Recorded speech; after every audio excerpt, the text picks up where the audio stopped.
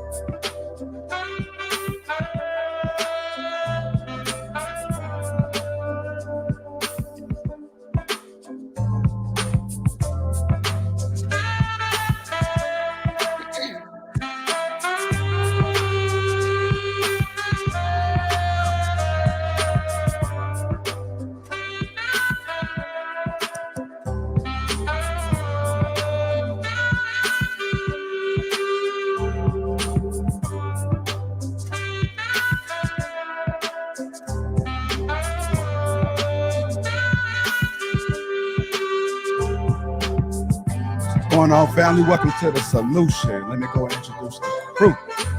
We got Big Clout Jones. What up? What up? What up? Louise. Balancing Codes. Cora. We also got Kelly Connection. Hello, good night. What's going on, family? What's going on? How y'all doing? Really good. I'm wonderful. Thank you for asking. It's been a good start to the Monday. Yeah, it is. Yeah. It's a good start to the Monday. Can you hear me okay? I didn't get to do a mic check. Can you hear me? Yeah, good mic check. Good mic check. I can hear you loud and clear. Loud and clear. How do I sound? Super muffled, like you're in a windstorm, like a tornado's coming. Really? No, not really. Okay. Messed up. Yeah, let me go in there. All right, well, it's good to see you guys. Chaotic, what's going on, brother? I think I am going to make sure y'all be in between. I am going to maybe drop the link a little bit later in this discussion. You guys haven't already, make sure you hit the like button. Also, make sure you subscribe to the channel.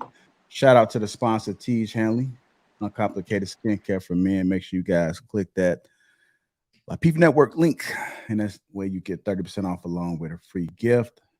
Shout out to everybody that's in the chat. I'm assuming more people will come. I see the numbers climbing. If you want to become part of Green Gang, that link is pinned to the top of the chat. I suggest you go ahead and do it. We got a lot of great things that's going to be happening.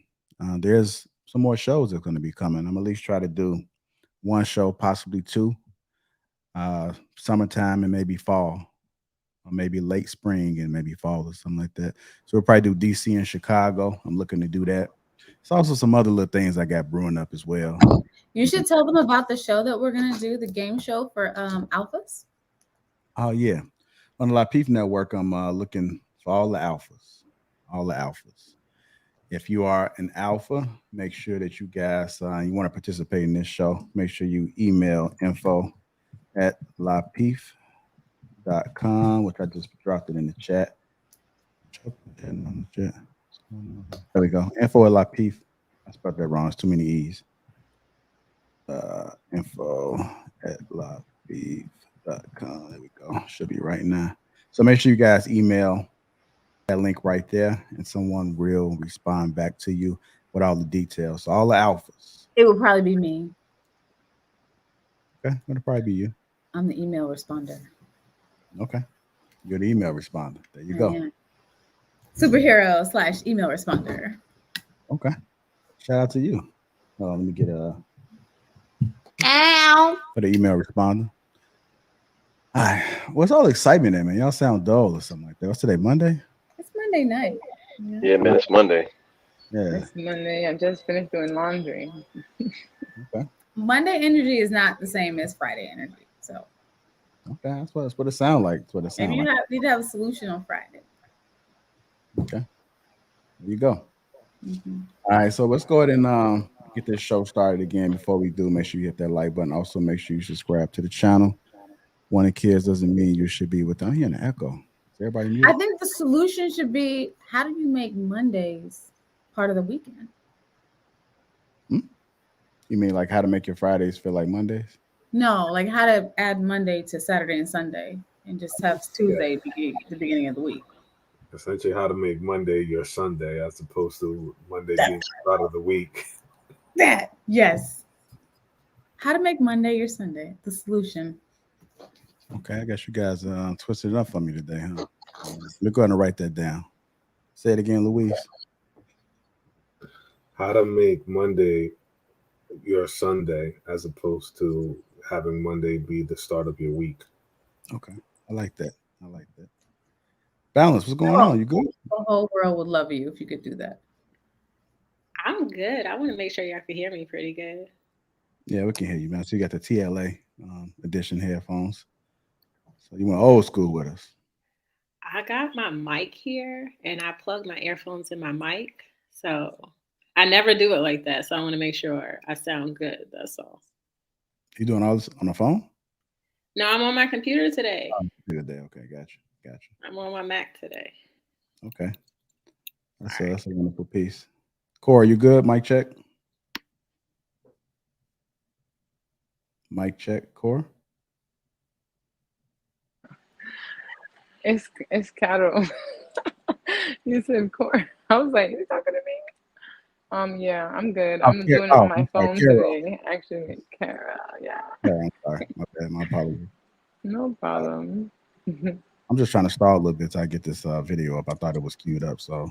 You pronounce her name like an old lady name. Yeah, I was like, he's not talking to me. I couldn't see everybody else's name. How did he say it? I forgot, Kara. I thought he said Cora. Yeah, something like that. And she's like, I'm a whole Carol out here. For the record, my name is Carolyn, so people call me Caro for short. Okay. With the Hispanic on there. Yeah. I'm half Spanish. So. What Puerto Rican, Dominican?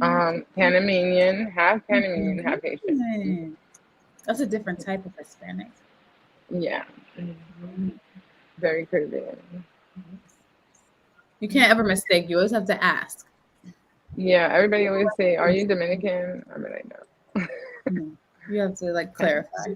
Where I'm like, no, okay. No. What city are you out of? I'm in Miami. Well, you definitely gotta ask. Yeah, for sure, because there's a lot of Cubans in Miami, right? Oh, there's a lot of Cubans here, yeah, but they have every culture here anyway now, especially every culture. You have to come on my show, Bridging the Gap. We do a diverse panel on Wednesdays. Bridging the Gap. Okay, I will do it. You just gotta send me a link. I will. All right, I'm ready. There we go. I appreciate you guys holding it down. That was a nice call. I was trying not to be so obvious, but you guys just wasn't picking up. You left me hanging. I hit the like button. Also, make sure you subscribe to the channel. Finally, moving on to our icebreaker topic, which is it possible how we discipline in our community leads to more violence? Is it possible to how we discipline in our community leads to more violence? Let me go ahead and play this clip. Stuck on whoopings done worked and whoopings work for me and whoopings work for me, and then you have someone where we in this era like gentle parenting, right? We don't know what that's going to do. Well, I can tell you what centuries of abuse will do. Yeah, we got plenty of case studies on that. You see what our communities look like. You see how we view each other. You see how okay we are with seeing violence enacted on other Black people. And if you don't think it's connected, it's because you don't want to see the connection. You made violence was made okay against you in your home. And because you made it okay for you, it then becomes okay for everybody else to look at a 5-year-old, to look at a 6-year-old. Oh yeah, you deserve to get your beat. Bro, that's a child. But when you get to adolescent. All right, there we go. Is it possible how we discipline in our community leads to more violence? I'm gonna go ahead and start with Luis first. What are your thoughts, sir? You on mute, so trying to rush the mic. I think so. If it's only just the act of violence, or better yet, the act of discipline, without the conversation and without that firm presentation of like what they did wrong prior to enacting, a spanking or whooping, there's always that conversation first, like, hey, let me talk to you. What you did is wrong. You always have those firm conversations, and I believe that having those type of conversations first and more active and more consistent before any type of whooping. I think the whooping is sort of the bit of the last resort, right? But I think those conversations about what they did wrong and explaining them why is it wrong and what they need to do, moving forward before they receive sort of that disciplinary action. I think far too often we tend to hear that they just got a spanking. Oh, you brought home bad grades, spanking. You threw that rock, spanking. Everything seems to be a quick reaction to enact some sort of physical discipline rather than the verbal. And I think if the verbal becomes much more apparent, there'll be less need for the physical sort of discipline. But I mean, there was a time where, where if you did act up and one of your neighbors saw you act up, right? And they will be like, oh, I'm going to talk to your mother. And if they kept on after, they will whoop them and then bring you to your mother and let them know exactly what you did wrong. And then once you got home, then your mother will whoop you for disobeying, one of those community members. But we don't have that anymore. You can't even talk to or even look at, somebody else's child, even if they are in the wrong, even trying to correct them by saying, don't do that. Well, I'm going to tell you, I'm going to talk to your parents. It's just more of that sort of that hostility where it's like, who are you to discipline my child? And sort of a lot of people don't try to put their foot into somebody else's business. And sort of that's where we're missing that saying, it takes a village to raise a child. Okay. Balancing codes. What are your thoughts about it? Is it possible how we discipline in our community leads to more violence? I think it's more so a lack of parenting at all is why we have violence, a lack of fathers in the home and children raising themselves is why we have violence. Because I believe you could come from a home where your parents not necessarily, they may not have hit you. Maybe they just didn't pay attention to you at all. Maybe they just weren't present at all. So, I mean, if you don't have anybody raising children, then I think it's just a high chance that they'll just raise themselves. And sometimes when kids raise themselves, they'll steal, they'll rob, they'll be violent, they'll fight. All these things they'll do to get more attention that they never got in childhood at home from their parents. So they have a lot of anger issues, a lot of aggression that happens a lot when you're talking about people that come from low income families. You know, a lot of violence come out of, poverty, to be honest. I don't think it's necessarily because of a parenting style. I think it's more so the lack of parenting is how I would say that. So I think if you have parents that actually are there to parent their children, that can help with that. But that's just my thoughts. Okay. Cloud Jones, what are your thoughts about it? I agree on some level that the parenting style could possibly have an influence on the violence that's happening right now. But because I do feel it can if it goes towards a level of abuse. However, I do think that on like a primal level, we have to acknowledge that the world is violent and that violence is kind of like a part of nature. So I think that sometimes physical discipline in the home, especially when done with love and not with the intent to abuse, I think it can set a standard for respect for authority. Because in the real world, when you do certain things, you'll be faced with consequences. But those consequences may not be coming from people who actually love and care about you. So, if you're like irritating somebody in the street, they might punch you in your face and knock you unconscious. Whereas your mom might just yell at you or swat you on the hand and tell you to go sit down.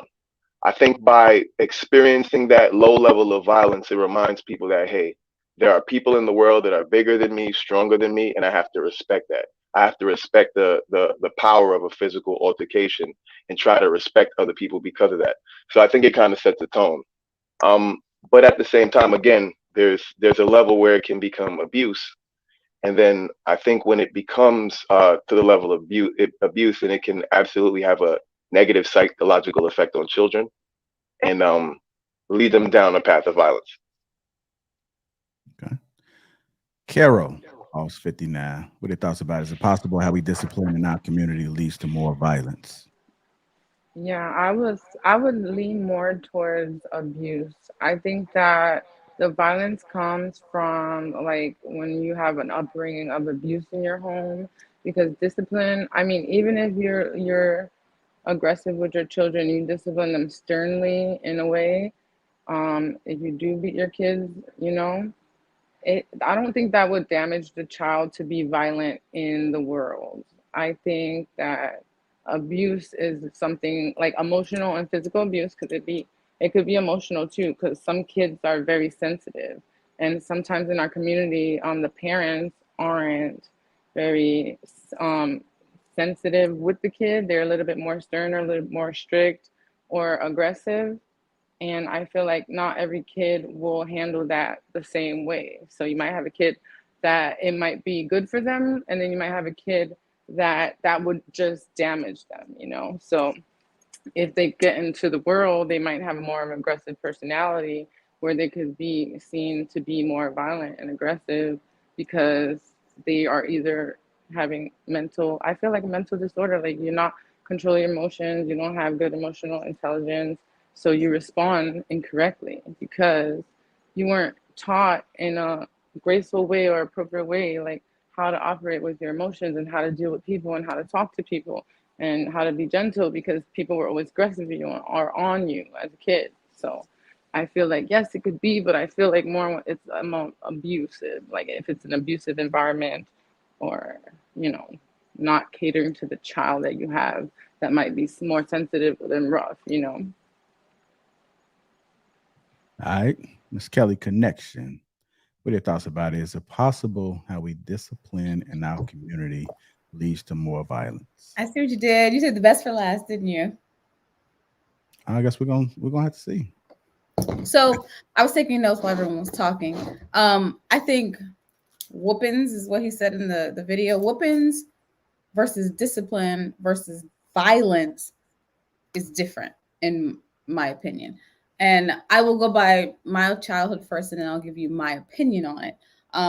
When my father would discipline us, I'm one of 5 children, he would always go biblically based because he was a pastor, which a lot of people know that about me. But he would always go biblical, and he would always say, you never discipline your child in anger. You wait, cool down, and like Louis said, you have a conversation with them first, so they understand when you're spanking them that this is the consequence for their action. So my father would always sit down. He was like, okay, you did this.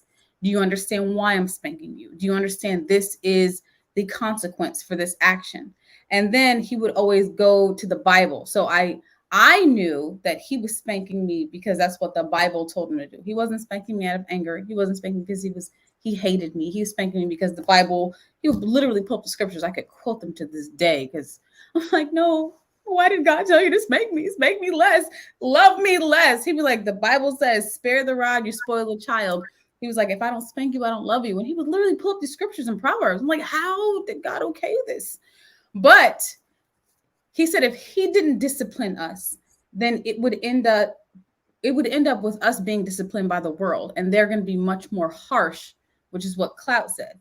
They're going to be much more harsh than he would as a loving parent.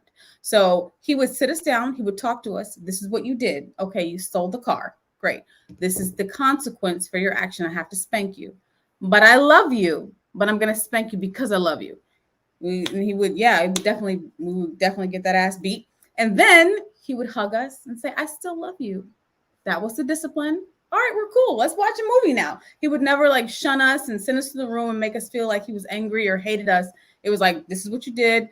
Now you've been served the consequence. All right, now we're cool again. So that's how we did it. So I never felt like he was angry or hated me. It was like he did it, but he did it in love. So I don't feel like I'm violent because of that. But I have heard women say, because my dad spanked me, a lot of kids, they would just have their dad come home. Their mom said they did something. Their dad would come home and they would just backslap them or just hit them like, boom. This is a discipline, but they have no idea why they're getting hit. So in that case, I've heard women say that they were angry because their dad would just hit them and didn't know why. And when a man hit them, they felt like, okay, so when I do something wrong, I get hit. And that was like almost a patterned behavior. And they were okay with a man hitting them. They thought abuse was okay because they never had that conversation first. So I think that conversation in calmness is important. Not a yelling, not an anger. It's like, let's talk about it. All right, here's the discipline. And I think that can kind of counteract. Like, I think if it's done in love, it's different than just wailing on a child. I don't think abuse is discipline. It's just abuse. I have a question for you, Kelly. Yes. So with your children, do you do the same type of discipline? Like, do you physically beat them or spank them? Listen, it is so hard. I have one child and I love him so much. And I do not want to spank him. But because I try to abide by the biblical principles, I'm like, Mommy gotta spank you because I love you.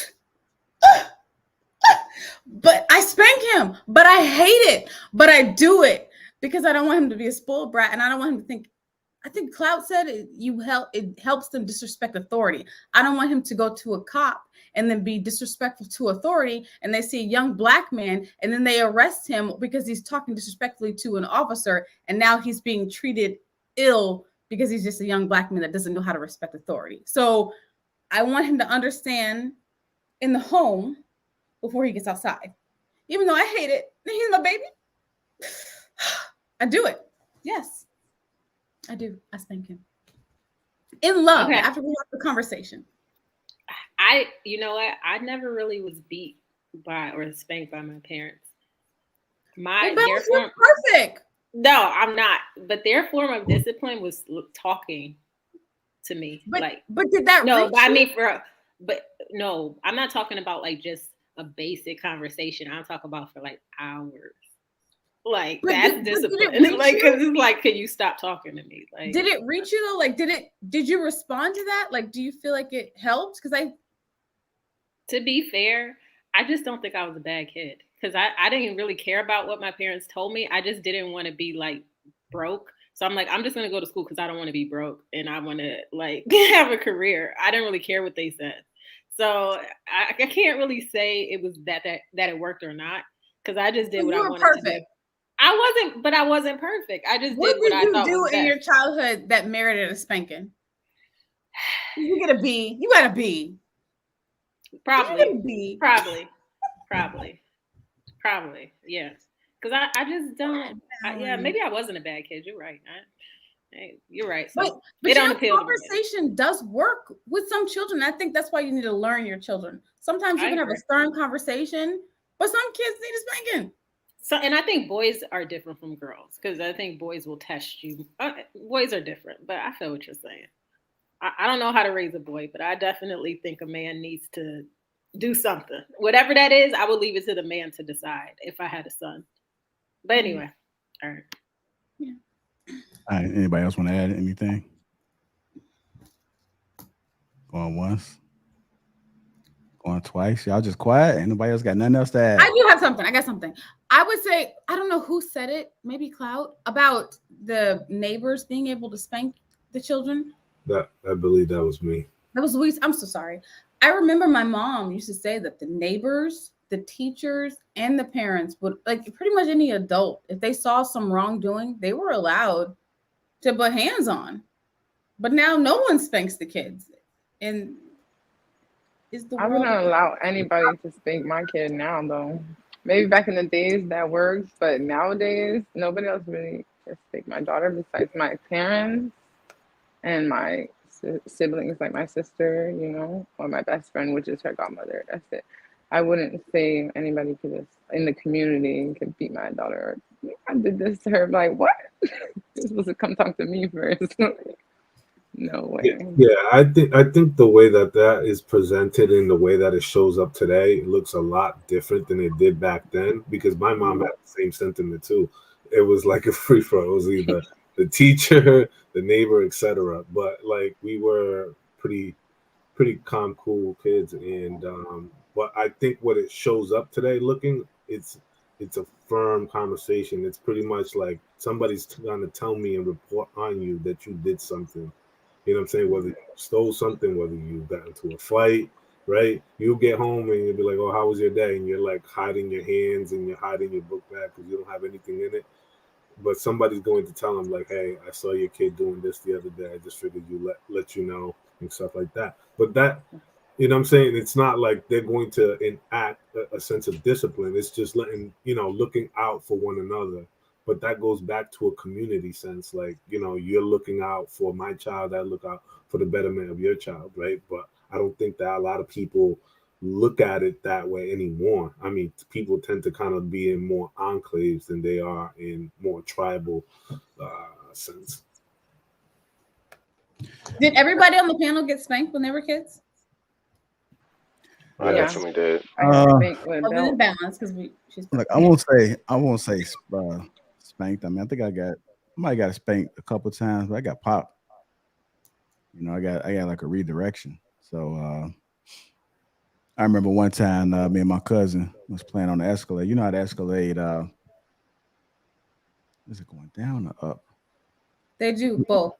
It was going down. No, I'm just trying to figure out doing the scenario. It was going down, and me and my cousin kept walking backwards up. So by the time his mama looked up, we were still up there. So by the time she came down and she popped my ass, and I'm just looking like, you ain't my damn mama there, you popped me. So that was it? That was the extent of your spankings in childhood? No. That was just an example of somebody else popping me that was outside that I think should have popped me. I didn't know what. You what. never got a hands down like belt on the bottom spanking? No, I can't remember. I was a pretty good child. With the belt buckle? With the belt buckle? No, mine was with clothes on. What? It was levels to spankings. It was levels. Y'all better be glad you didn't have my dad used to do something real special. Like the way he would do it is like because his spankings was crazy. So sometimes I wouldn't even get the spanking. Sometimes he would just be like, "Yo, when I get home, you're gonna get that spanking," and the fear of getting that spanking, I'd just be acting right for weeks. Did anybody ever put pillows like in their butt, like in their pants? Nah, there was no time. I did that before. Me and my sister. There was no. Hey, Cloud Jones, did they allow you to pick your own switch? Go out there and go get a breast piece and bring it No, back. I never got hit. You used to go grab the smallest piece. Yeah, but the You smallest got a one's like the twig. worst. You want to get a twig? Here, baby. Seriously. Like Clout, my dad used to threaten, but he never forgot. He could tell us on the way to church at 9 o'clock in the morning. We could get home at 9 p.m. He'd be like, "Remember that spanking I told you we were gonna get? Go bend over." Like, yo, I thought you forgot. It's been 12 hours. He never forgot, never. But you respected it because you knew if he promised it was coming. But hey, let's not forget one thing. You know, some spankings saved a lot of kids' lives. Because think about it. If somewhere along the way, if some kid didn't get a certain type of spanking once or twice, they wouldn't. Oh. I didn't hear you for a second. You went out. What did you say? I said, so let's not mistaken. Some kids needed a spanking once or twice because those two spankings saved them somewhere along the way because it reminded them of that consequence and sort of they are much better. 2 spankings? Was I a bad child? Because I feel like I got 30,000. Hey, sometimes that's all it takes. I mean, it's sort of like it's sort of like the scenario when you tell the child not to put his hand on the stove. He's gonna put his hands on that damn stove until he burns his hand, and trust me, he won't even walk 10 feet near it. Well, I feel like when I got spanked, I was like, okay, so this action gets me spanked. Next time I can't get caught doing it. I was never like, don't do this again. Like, you know what? My grandmother, though, she gave me silent treatment. And that actually worked with silent treatment because if I really wanted something from her, I wanted her attention or her to cook something for me, and she gave me the silent treatment, I'd be like, ooh, I don't like this. So that worked. I don't know. Balance, you were like the best child. I was a good kid. I hope I have a balance. Oh, really? Yes. I want a little balance. I don't have to spank, and she just listens. I can get her nails done with me and get her hair done. Real easy. She's good. But does that silent treatment, is that more effective with young girls or is it more effective on young boys? I think girls for sure. Okay. Yeah. I don't know if that would work on a boy. He probably just go play the video game happy. I don't know. Mom's not talking to me. She's not asking me to do anything. There you go.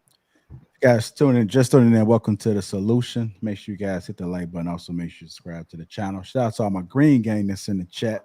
Salute to you if you want to become part of the green gang. You want to click that link that's been to the top of the chat. And that gives you access to go green. All right, fam, let's go ahead and get to the meat of the conversation. We know the ladies like the meat. Ow. Isn't it a little early for the meat? No, this you is gotta foreplay us a little bit. No, I like the solution. This is this like a go ahead. It's a quickie. So you just gotta get in and out. In and out. I don't like quick. I need you to foreplay me. Can you do another topic before the meat? No, that's it. That's it. No, but the meat is long. Pause. It's kind of like it's stretched out. I have got it. Okay. I have 3 clips that's surrounding the meat. So I think the innuendo is going a little too far now. So go ahead. Let's go ahead and that took a hard left. Hard. You're so stupid, Luis. He's not a anyhow. Let's go get to the meat, man. This is getting ridiculous right now. This is getting ridiculous. Do you have anything balanced? 80% of childless women actually wanted to have kids. 80% of childless women actually wanted to have kids. That is the main topic. That is the meat of the conversation. I have a clip which I broke up into 3 videos. So what we're going to do is I'm going to play one just so you guys get the context, and then we're going to talk about it. And then a little bit into the conversation, I'll play another one. Then a little bit after that, I'll play the other one. So you guys understand the format of that. So let's go ahead and get into it. Here we go. The study done by Professor Rinske Kaiser, which was a meta-study, and that's the exact number he came up with.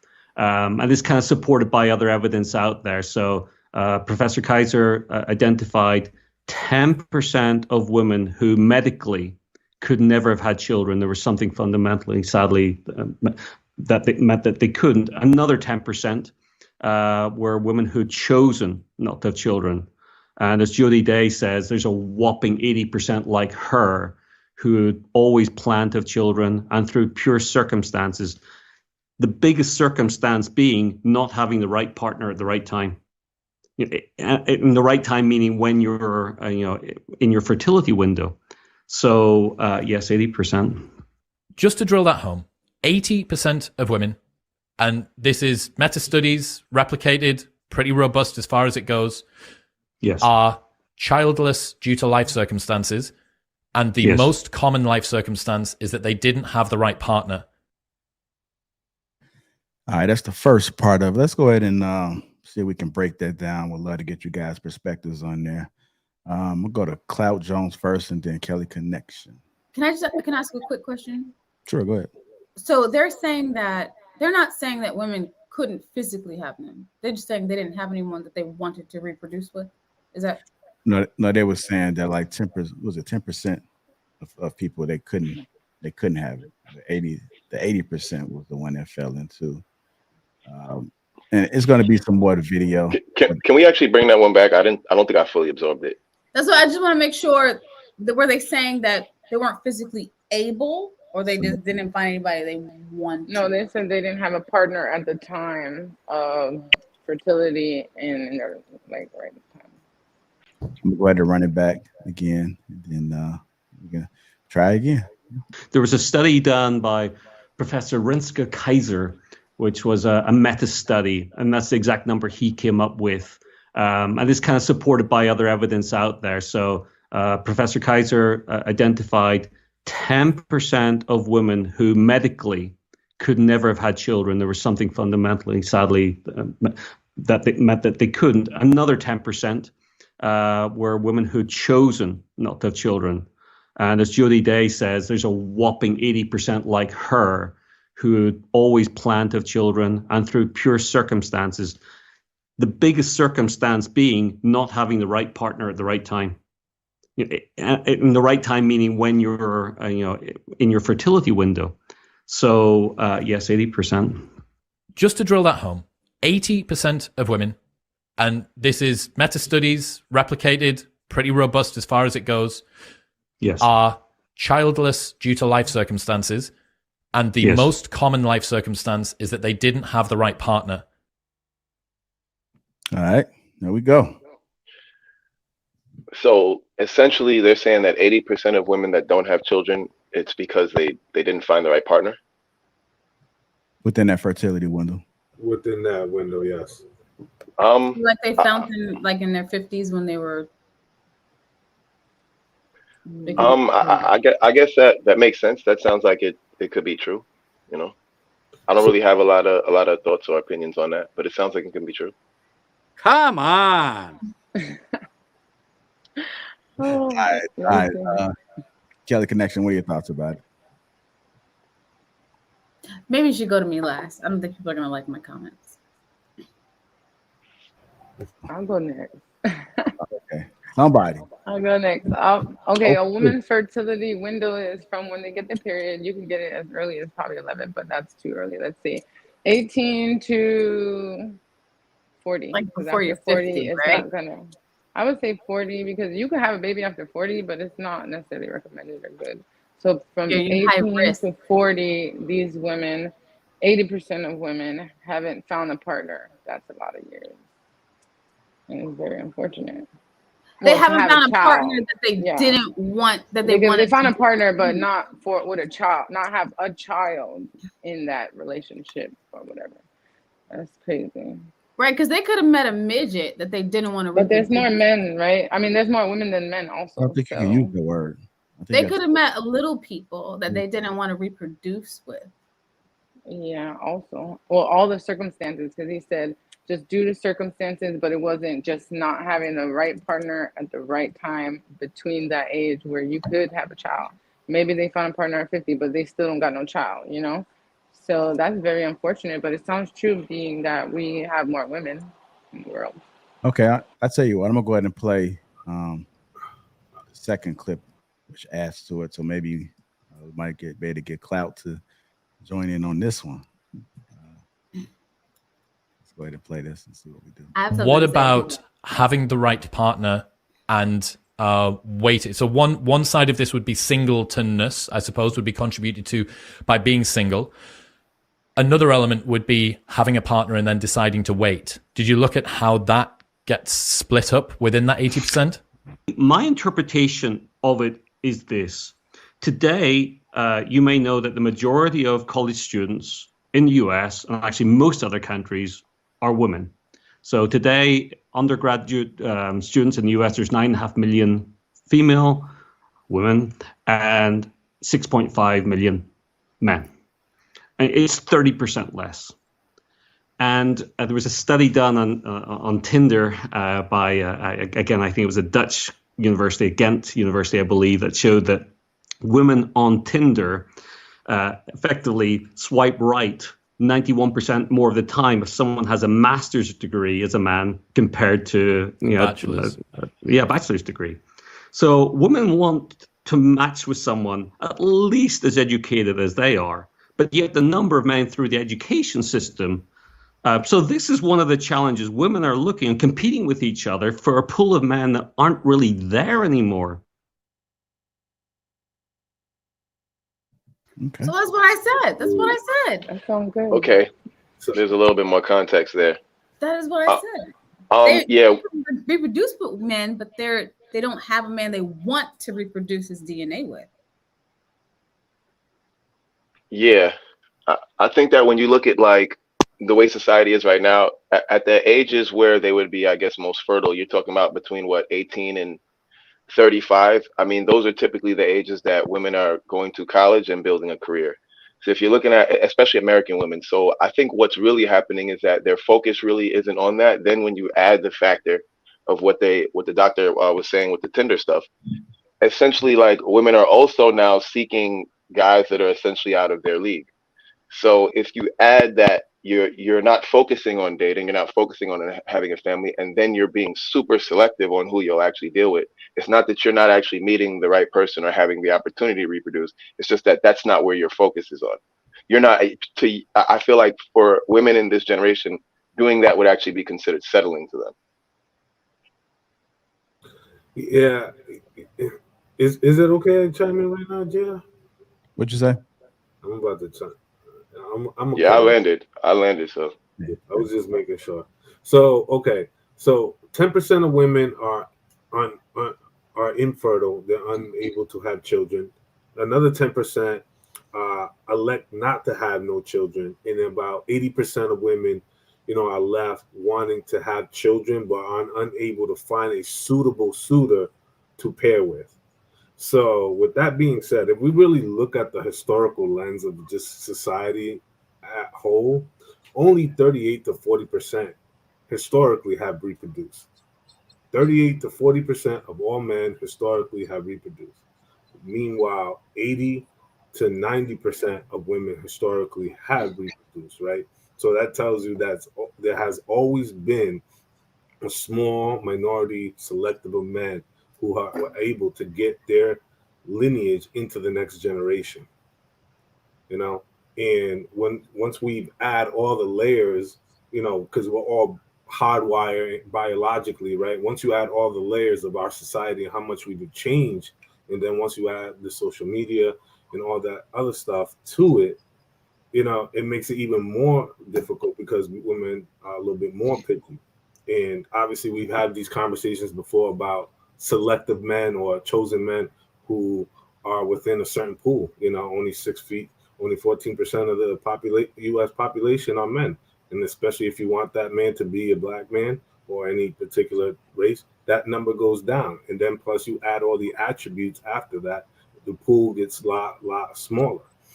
But I would also counter with the fact that if we remove education from the table and we just look at progression of success, because there are men who are successful who didn't necessarily go to college, who own 1-2 businesses and also own 1-2-3 different real estate properties, right? You know, we typically call those blue collar workers. You know, there's a lot of blue collar workers out here who are building roads, building bridges, etc., who are overlooked because they don't have that credential piece of paper from a prestigious university or college. And I think that's a bit of a miss, because a lot of those men are getting overlooked for the guys who with the suit and ties. I agree with that, but if he's talking about Tinder, how many women are going to swipe on a guy that says, oh, I own a food truck versus I have a master's degree? They're going to look, you always say in this space mainly that women look for a man that's going to be a provider. So if you're looking for a provider, wouldn't you look for the man with the credentials versus the guy who looks like he's trying to achieve something? The guy with the masters could be broke. The guy with the food truck could be a millionaire. Could be. He could Thank be. you. But how does it? Yeah. Could be, but how does that look on a swipe? People don't even read it. They'll just be like, swoop, swoop. He looks good. He has a master. Swoop, swoop. Like, people are super shallow these days. You don't even get to the point of a conversation to actually get to know the person, to find out what they have. It's like picture, credentials. Oh, no, swoop, swoop. You're going off of an app. They did this study on an app. But Kelly, I'll do you one even better. Even if that person was to be able to write a nice profile, very articulate, talking about his success, his candidacy as a good selective partner or potential partner, right? What he does, what he owns, you know, what his, you know, vacations are like, etc. I'm telling you, women are not stopping to read the bio, even if it's a well-written bio. You know what I'm saying? With all the things that a woman will want to know and will want in a man, they're not stopping to read that, because it's at face value. And if there's a certain box highlighted with, does it have this? No? Okay, left. So I think we are too stuck in this microwave society that people need to slow down. And if people were able to slow down at least 15, 20 miles an hour less, and be able to read through people's actual profiles and actually see what they're about, they'll find that Damn, that's a good point. They'll find that potential pool of candidacy will go up, because that ability to kind of slow down and actually look and pay attention, because we're paying attention to details, and you can't tell from a single photo.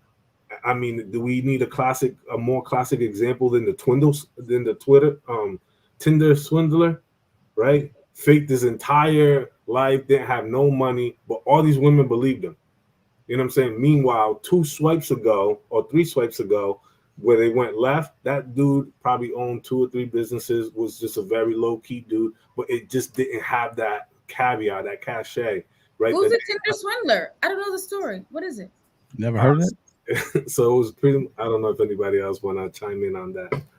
No, you can go ahead. I mean, I know of it, but you might be able to break it down. So it was this white European man who created a dating profile on Tinder and pretty much had these photos of him on yachts, you know, private airplanes, just like this very lavish life. He looked very affluent, very well connected, right? And a lot of women, you know, swiped on him because they saw the lifestyle. They saw the lifestyle. He looked the part. You know, even the stuff that he wrote in his bio, once you know, ended up wanting to connect with him, you could tell that he was from money, and sort of that's how he lured a lot of women in, and he kind of love bombed them in a way, right? And kind of got them to give him money when in reality he didn't have no money. You know what I'm saying? So he was pretty much he was a con artist. He was a con artist. Exactly. You know what I'm saying? Googling now. But there are people who are like that out there, right? But you have people who don't necessarily, you know, wear their money or the flash right on the surface, right? But if you cut layers deep, they're very smart, very intelligent, well. They made a movie about this. Exactly. Watching I tonight. think what's interesting too is like he wouldn't have even been able to swindle these women if it wasn't for those same superficial standards we're talking about. So it's like the superficial standards that they're swiping off of is exactly what he used to entrap them. So it's like you can find a lot more quality candidates to reproduce with if you adjust the standards that you're using to measure them by. And I want to say something because I don't want to equate educated women with superficial women because they're not the same. But I will say, as an educated woman, you know, master's degree woman in that boat who still doesn't have children, I guess I'm the only one on here with no children. So I guess I could speak for the 80%. It's not that I don't want children. I plan on having children. But again, I think it is a man has to meet my standards, but it's not in terms of education. Because the man I'm with now, he's not educated. Like he didn't go to college, and that's okay. It's not about him being college educated. I don't care about that. As long as he's doing well in life, he takes care of himself, his responsibilities. That's what I care about. But more so, if a man is honest, good character, good integrity, wants to be a family man. Not every man wants to even get married. So let's not leave that out. And there are some women that want to be married first. Not every man wants to be married. So it's like steps that I think it takes for women. And I'm only speaking for, you know, myself right now. I'm not going to deal with a man who doesn't want the same thing that I want. And that's a long-term family situation. I don't want a baby mom, baby dad situation. I don't want to, you live here, I live here type of situation. Everybody's doing their own thing. That's not what I want. And that's what the majority of people do. And if that works for them, great. But some people still want that traditional nuclear family. So, I mean, I think a lot of us are waiting for that, if that makes sense. So, yeah.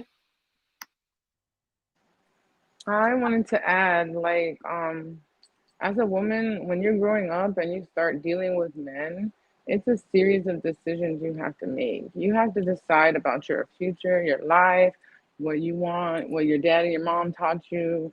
So it's a lot you have on your head as a young girl. Like if you're 18, you're going to start dealing with men, and men are going to be telling you things too. They're going to be telling you what they want and what they like, and you're getting now intrigued by different things. So it's like a series of decisions that a young woman has to make as she grows and as she like moves into the world, like going to school, getting her first job.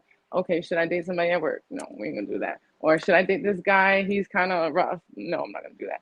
Or should I date somebody that's in school with me? Or should I not date at all and just finish school? And then when I graduate, I'll start dating. So it's kind of like you have so many things to decide while you're growing, and you do want to have a kid and you do want to have a husband, but you don't have anything established yet. So you have to figure out, okay, how am I going to get money too? And how am I going to educate myself too so I can operate and be able to take care of myself and get myself nice things that look pretty and do all the stuff that I want to do in my life and then have a family eventually.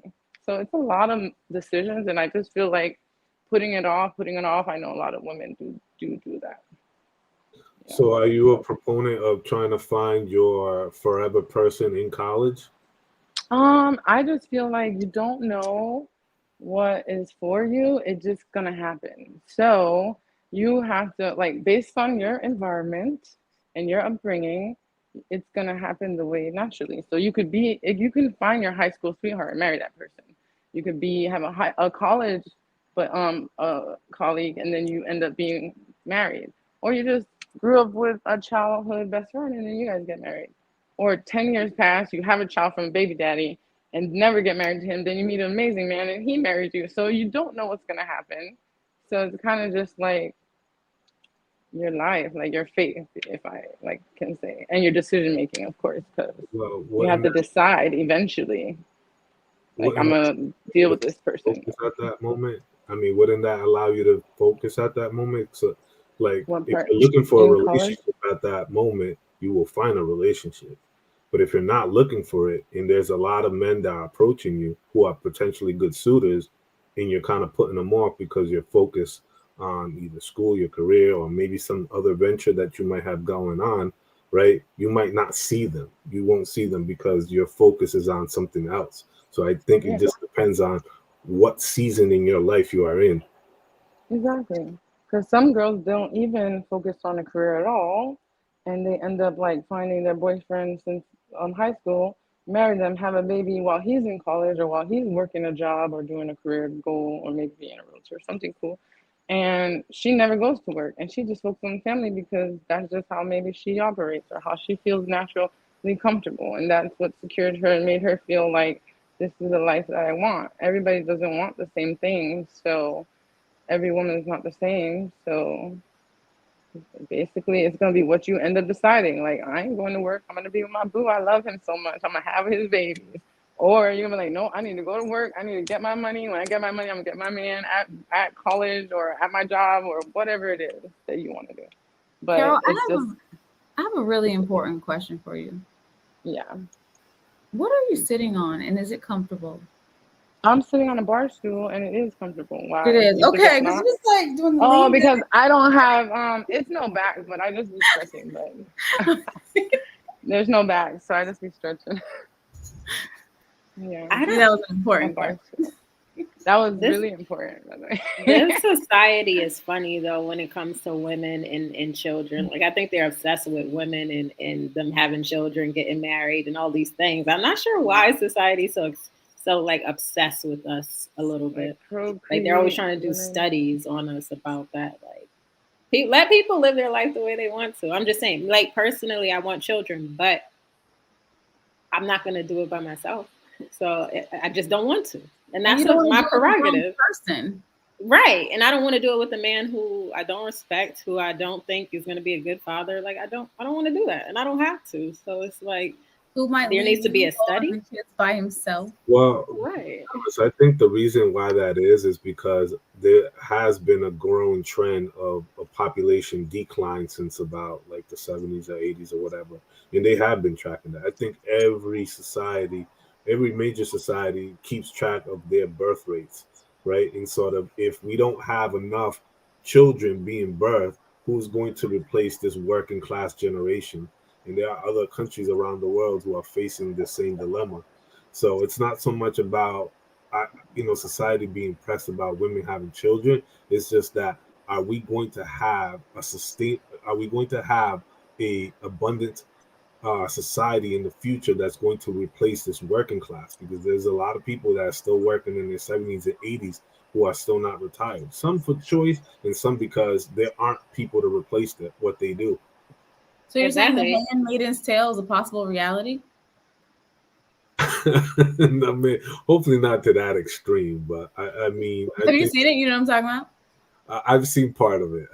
I've seen part of it. I mean. Go ahead. Yeah, hopefully it's not that extreme. I think what those studies do, they just kind of encourage a societal conversation about relationships, marriage, and just how people are coming together in this new modern age, right? Like, what does that look like moving forward, and how are we, raising these kids, in this, ever-changing society? I think that's the larger conversation at bay. I know I just cut out, but I stopped. I made sure I didn't keep going. All right, I got a little bit more. Well, I got a longer video, but I'm gonna pause it in the middle just to add some more context. My perspective of what I'm looking at from a man. So apologies if that offends anybody, but my belief is that women going through education, you studied your 22, 23, you might have some college debt, you want to get started on the career path. You want to work for 3, 4, 5 years to get established because when you have your first child, things are going to change. And you've just studied for 4 years at college and you've got college debt. So why are you even going to think about having a child or even being in a relationship necessarily that would be with the right partner to be a father of a child until you're getting close to around 30 when things seem to change? And one of the facts that came up across every country we looked at was that women turning 30 without a child, if you're childless at 30, at most you've got a 50% chance of ever becoming a mother. And that's maximum. It's actually lower than that in most countries. I could not find anywhere any examples. So it's a toss of a coin turning 30 without a child. Now we're in this situation maybe where you're into your early 30s and you're hearing about egg freezing. You're hearing about technologies that might make you think it's okay to delay things. Well, I interviewed 5 fertility doctors, including Kim Kardashian's fertility doctor in LA, fertility doctor in Tokyo, and they're all saying the same thing, that we overestimate these technologies. I'm gonna stop it right there. All right, just a little bit more context. Can I just say something? Mm-hmm. Being an old mother sucks. That's it. That's a yes, bomb. because you don't have the energy. I was 22 when I had my son. Oh my God, I can't even imagine running after a toddler at my age. Like, I would just get so exhausted. I would get tired. Like, I can't do it. I can't, you know what? Just run with your friends. It's a lot. It's a lot. I remember playing with my nephew during his spring break, and I was like, he's 6. I can't keep up. I'll just push you on the swing. It's a lot. I would much rather have my children younger, but I know some people want to wait, but oh my God, it's just exhausting. Good luck.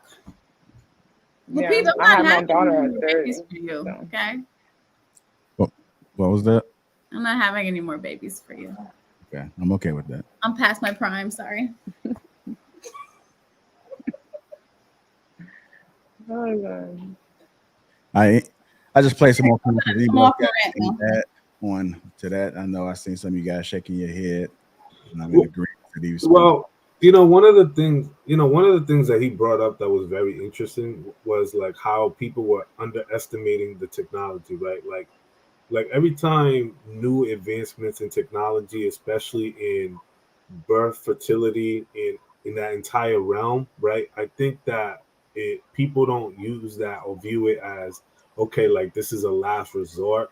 A lot of people are just like, okay, that's what I'm going to do at the end, but not knowing that a lot of people can't afford those. So, like, I don't know how much they are, but I think I saw a movie where it was something like 50,000, like per session, or something ridiculously high. So it's not cheap. So people who make less than 45K a year are definitely not opting into that option. They can't afford it, you know? So what are people really honestly doing? They ought to be having these conversations about having a family at a much earlier stage or a more timing stage, because honestly, family is the cornerstone of this entire country. You know, strong families build strong communities, and strong communities build strong nations. And if it's anything that the last 2 or 3 years of this country we've seen is a very lack of strong families. So is it possible to have that conversation? Because to me, it sounds like women are putting off having families for education. But why is that happening? Why are they choosing education over families? Because of the economy. Mm-hmm. The economy requires them to. I want to say, like, in terms, if we're talking about American families, or we're talking about Black families right now, because Black women are having children. Honestly, I'm just looking at the statistics. Black women are having children. So, I know even educated Black women have children. If we're talking about the majority of Black women, they have children. So I mean, it's just different. Go ahead. Are we gonna draw the line where Black women are having children, or Black women? The Matrix is attacking me. You're breaking up. It always pause mid good point. Yeah, having children and family is not the same thing. You know what I'm saying? Right. Having children and having family is 2 separate things. So I think we need to kind of split straws there. That's are making Black my women point. putting it on hold? Are Black women putting marriages on hold, but not children? But that's what I'm saying. Like, Black women are having children, and we're talking about statistics of children, and that's actually the point I'm making. I think we should focus on families, not on having children, because I don't think we have an issue in that department as Black women. So that's actually the point I'm making. I think we should focus on families, not just having children, because we don't have an issue having children. We're very fertile people. So that's actually my point. But yeah. That's a good point, because all my friends have kids, for real. All my homegirls got kids. I don't have a lot of friends that don't have kids. Kids but no husbands or kids? Both mixed, yeah. Husbands and no husbands, like baby daddies, whatever. Yeah, like I think one of the things we need to preach for the generation that's before us, and even some of the people that don't have kids now, is to actually plan to have kids. A lot of kids come unexpected. Yeah, so that's true. I think if people understand the value of it, and I think it's platforms such as the Solution Show, we should highlight that. If you plan it, it's just so much better for the kids, and that's one of the ways that you can actually change the community, way to make the community better by being prepared to bring this child in. And then once, if you're prepared, then it's probably less stress because you 9 times out of 10 have done the research, or you position yourselves to be able to handle this child with care. Can I ask a question that may upset the panel and the chat, which I'm not looking at, so I don't care what you guys say tonight? A question that might upset them. That's deep question. Usually, or a statement or perspective. You said a question. It's a question that may upset. Why do Black men not marry the women that they produce children with? My question is twofold. I remember back in the day when they used to have something called shotgun weddings. You get a woman pregnant, their dad's standing right behind you with a shotgun, and you have to marry her because she's pregnant. But now it's just, I don't really want to deal with it. Good luck to you. I don't want to be part of it. Why? You don't want my pushback, Kelly. Matter of fact, I don't think I want this. Everybody's pushback. I knew this was going to be a controversy. Economics. I want to hear it. I want to. Simply economics. It's not financially advantageous to be married for most Black men. It's not. So. I honestly, Kelly, I go ahead. Go ahead. I want to know.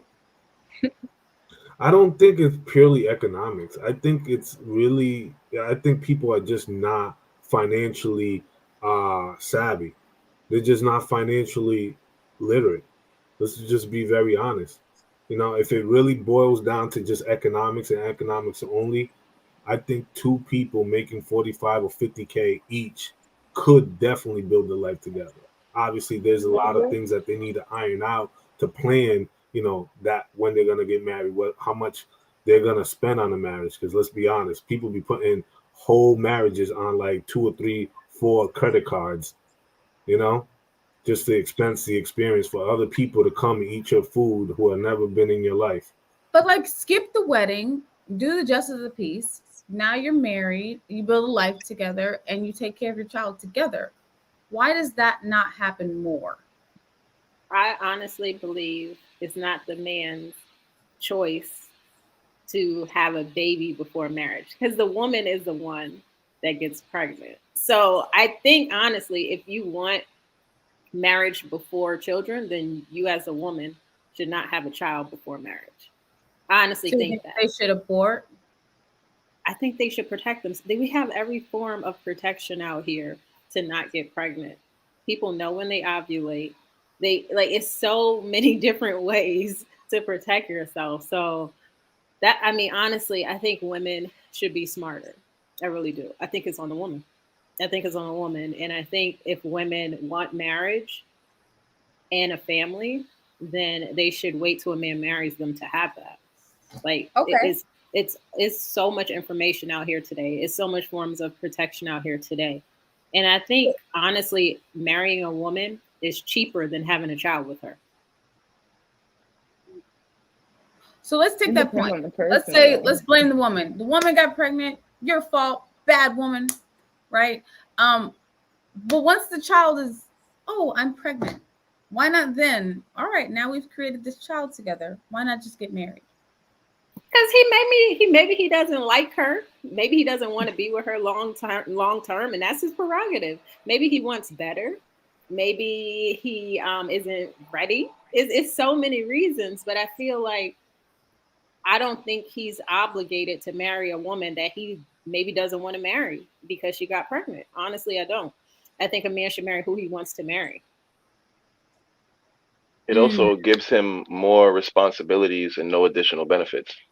So as a married man, for example, if he does get a divorce, not only will he have to pay the child support, which he would have had to pay anyway, Now he'll also have to pay all the fees associated with divorce, and he may have to pay alimony.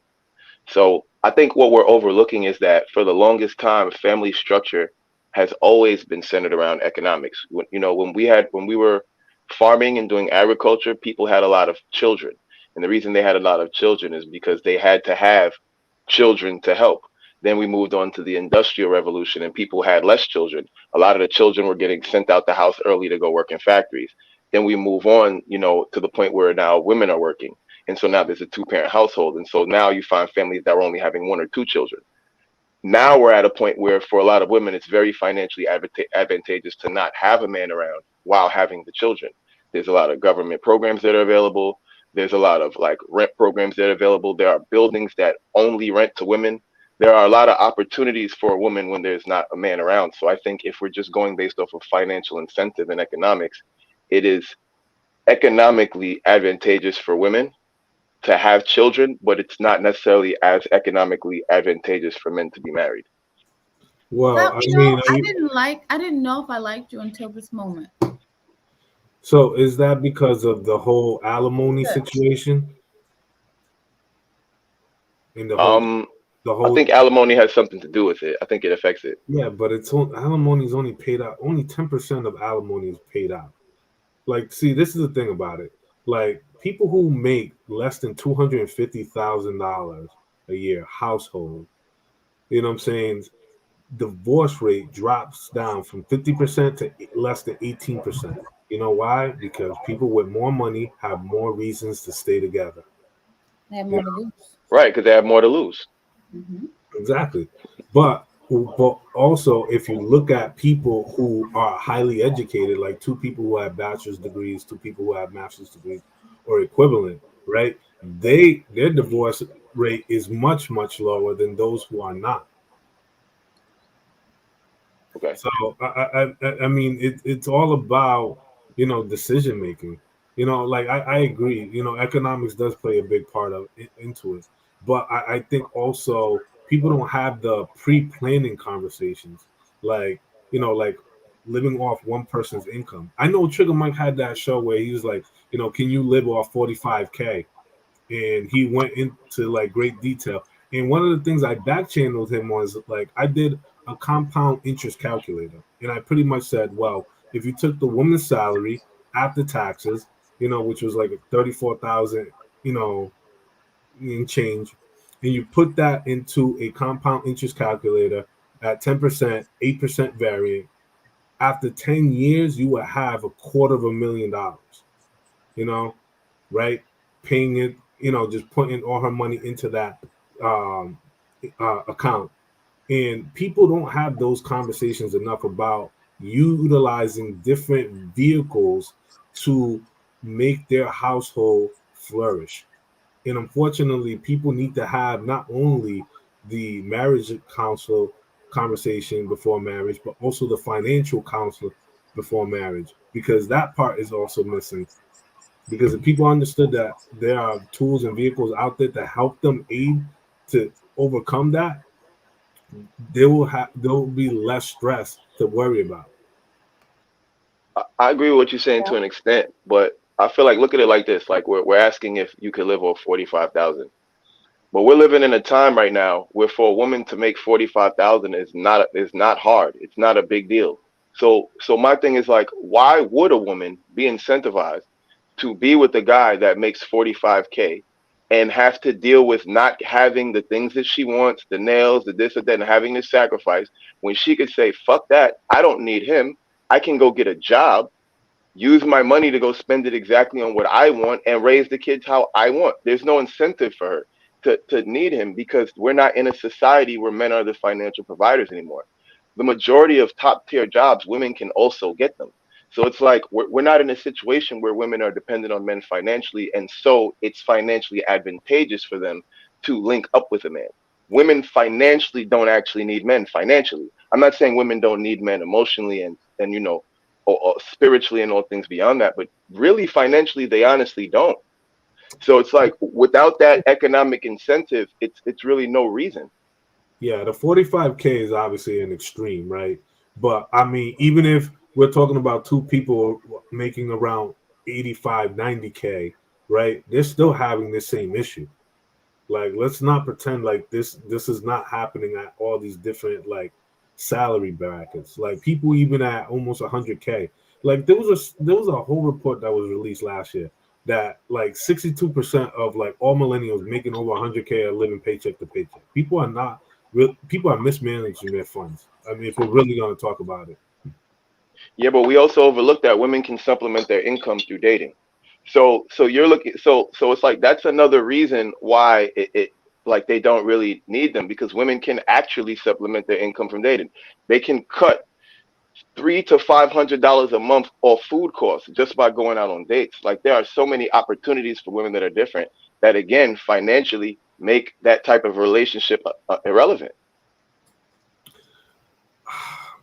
Man, like okay, so we're really going to trade in, dinner, dick and dates over relationships. I'm not saying that it's a good thing to trade in. I'm just talking about like incentives in general. I'm just saying like if a woman has to like split her income with a husband and listen to all the rules of what he wants and not get things the way she wants, but then she could just go get a job and then supplement her income by dating different men who are willing to financially contribute, why would she see the value in being with one guy? Especially with so many simps nowadays, there's guys sending women 10, 20, 50, $100,000 and these women not even sleeping with them. So this is at an all-time high. So what I'm saying is like, why would they need a relationship? There's no financial incentive for them. For a family and a husband and a marriage. But they can have a pseudo family, meaning like a woman can get a child, she can get the finances to take care of the child, and she can have a man, she can have a boyfriend. So as long as she has her man, her boyfriend for her sexual needs, and then she has her children for the emotional needs of being a mother, and then she has her job and her money, again, it makes a traditional family irrelevant. So I mean, essentially, we're just internet boyfriends and girlfriends at that point. We're not in the same space or in the same place, but people are financially supplementing their lifestyle. Either paying their rent, their car note, etc., grocery stores, or even daycare for their kid who isn't even theirs. We're essentially just internet, boyfriends and girlfriends at that point, or more boyfriends because they're the ones who are dishing out the money. I want to play the last bit of this video.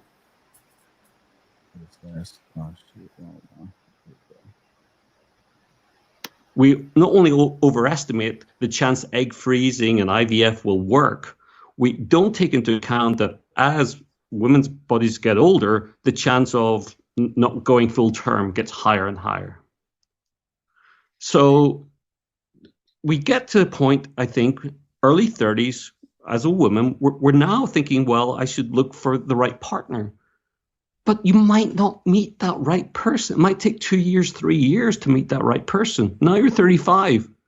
And you know what? You might find at age 35, he wasn't the person for you. And now you're 38. And this is a life story of so many people I met, so many women in their 30s. It's like, where did life go? I had to kind of follow this path. I had to pursue my dream, my education, my career. And I'm not one to, for a second, say that's wrong. But I think we have to make people aware at a younger age that the challenges are probably going to be greater to maintain fertility to a point in the moment where you kind of are ready, and at the same time to have a partner. It's much more difficult than I think people estimate. All right. It's the last part of that video right there. What do you guys' thoughts? Okay. Again, I'm kind of interested what made you pick this video to play tonight, because it's not a bad video. I just tend to believe this is not the Black woman's reality, in the sense of, I keep saying, Black women have babies. So I really don't think Black women are having issues with having children, majority wise. We have children. We have children in our 20s, in our 30s, and our 40s. Like, we don't have those issues. So again, I think our issue is the nuclear family and having families and getting married in raising those children's, I can't even speak tonight, raising the children collectively together.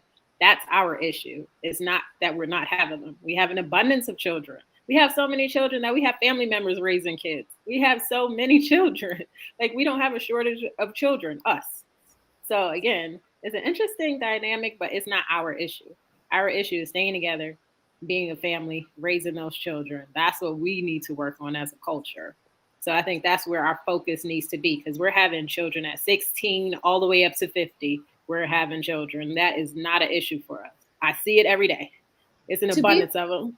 Go ahead, Kelly. To be fair, I do have friends that are still virgins, that they did. I don't know if you guys, if anybody's a Christian, but there was this whole like courtship thing when I was younger, and they were like, wait till you're married, wait till you find the right one. I think it was called like wait to kiss, like wait to kiss or something until you're married, something like that. There was this whole book, this whole revolution where all the young girls were waiting, and they still are waiting. I have friends who are still virgin because they're waiting for the right guy, and they're like about to touch the tip of 40, and they haven't met the right guy because they were waiting, and they haven't had any kids, and they're waiting, and now they're pining for a man and children, and they're still virgins. So I do have friends like that, and it's almost like they regret. They're looking around at all the other women that have kids, and they're like, "Dang, what was I waiting? I think I kissed dating goodbye." That was this whole big. Do you remember that, Balance? I don't know. I kissed dating goodbye, but I think your friends are in that 2%, Kelly. Your friends are not even to the majority of us. Like we got kids on top of kids on top of kids. Like your friends are the minority. So but I see it, and I see them like looking lonely, and they're just like, man, I'm almost 40. Like, and they're talking about this freezing the egg conversation. They're like, if I don't have kids before the start, if I don't meet the guy God wants for me, I'm gonna have to adopt, or I'm gonna freeze eggs. Like they're afraid because that's what they wanted, and they were waiting for the right guy. They were waiting for family, and it never came. So I do think this conversation is real, because I know people personally that are experiencing that right now, and I have friends of all races, so Black friends, white friends, Hispanic friends, and they're still waiting. But it's like, it's almost like that conversation of you're waiting for what? You're waiting for who? You're not settling for what? Not settling for who? You don't have that right guy, but what does that look like? And how long are you going to wait for it? So you're saying that they never had sex until now, like 38 and 40, and they never ever had sex? That's their fault. They're not actually trying to get a man, because that kind of sounds impossible. Like, how you make it to 38 and you never had sex? That means you haven't been engaging men, period. I have a friend who you've been in the house, the door shut. I have a friend who believes in courtship. She doesn't believe in dating before dating. She believes in incorporating. Courtship is like incorporating the family, the church, friends. Okay, like they have to bring the man. Like, oh, this is our cousin. He's such a great guy. We should talk to him on the phone. Like it's. And what's the culture? You said Christian. Because I know Muslims. Like, I have a couple of Muslim friends, and yes, their family members selected their husband at one point in their life. And, so that's cool. But they had their kid at 16, and they were married, literally. How did that work out? It was good for her. She had no, she divorced her husband because he was abusive. He eventually became abusive. He wasn't abusive initially and later on, but she was with him for a long time. I think like 10 or 12 years, and then she divorced him. But remember, she was 16 when she married him, so she was like 30 or whatever, and she married again another Muslim man. But this time she selected him, and he was Muslim, she's Muslim, and then she had 3 more kids. So she had 2 solid marriages, like 12 years or whatever, and then now her marriage is still going right now. And Kelly, I believe depends on the religion. I believe in what? Courting. Like, I do that in my own life. But so Kelly, like, are these people? What do they look like? Like, do they look like? Do your friends look like you? Like, what do these women look like? Yes. I only have attractive friends. That sounds kind of bad, Kelly. All your friends are only attractive? Hold on. I can't help it. There's no ducks in my crew. PTR their photos. That's right, because a woman send it to Lapeef so he can make the video so we can see them. Like, oh, that's men.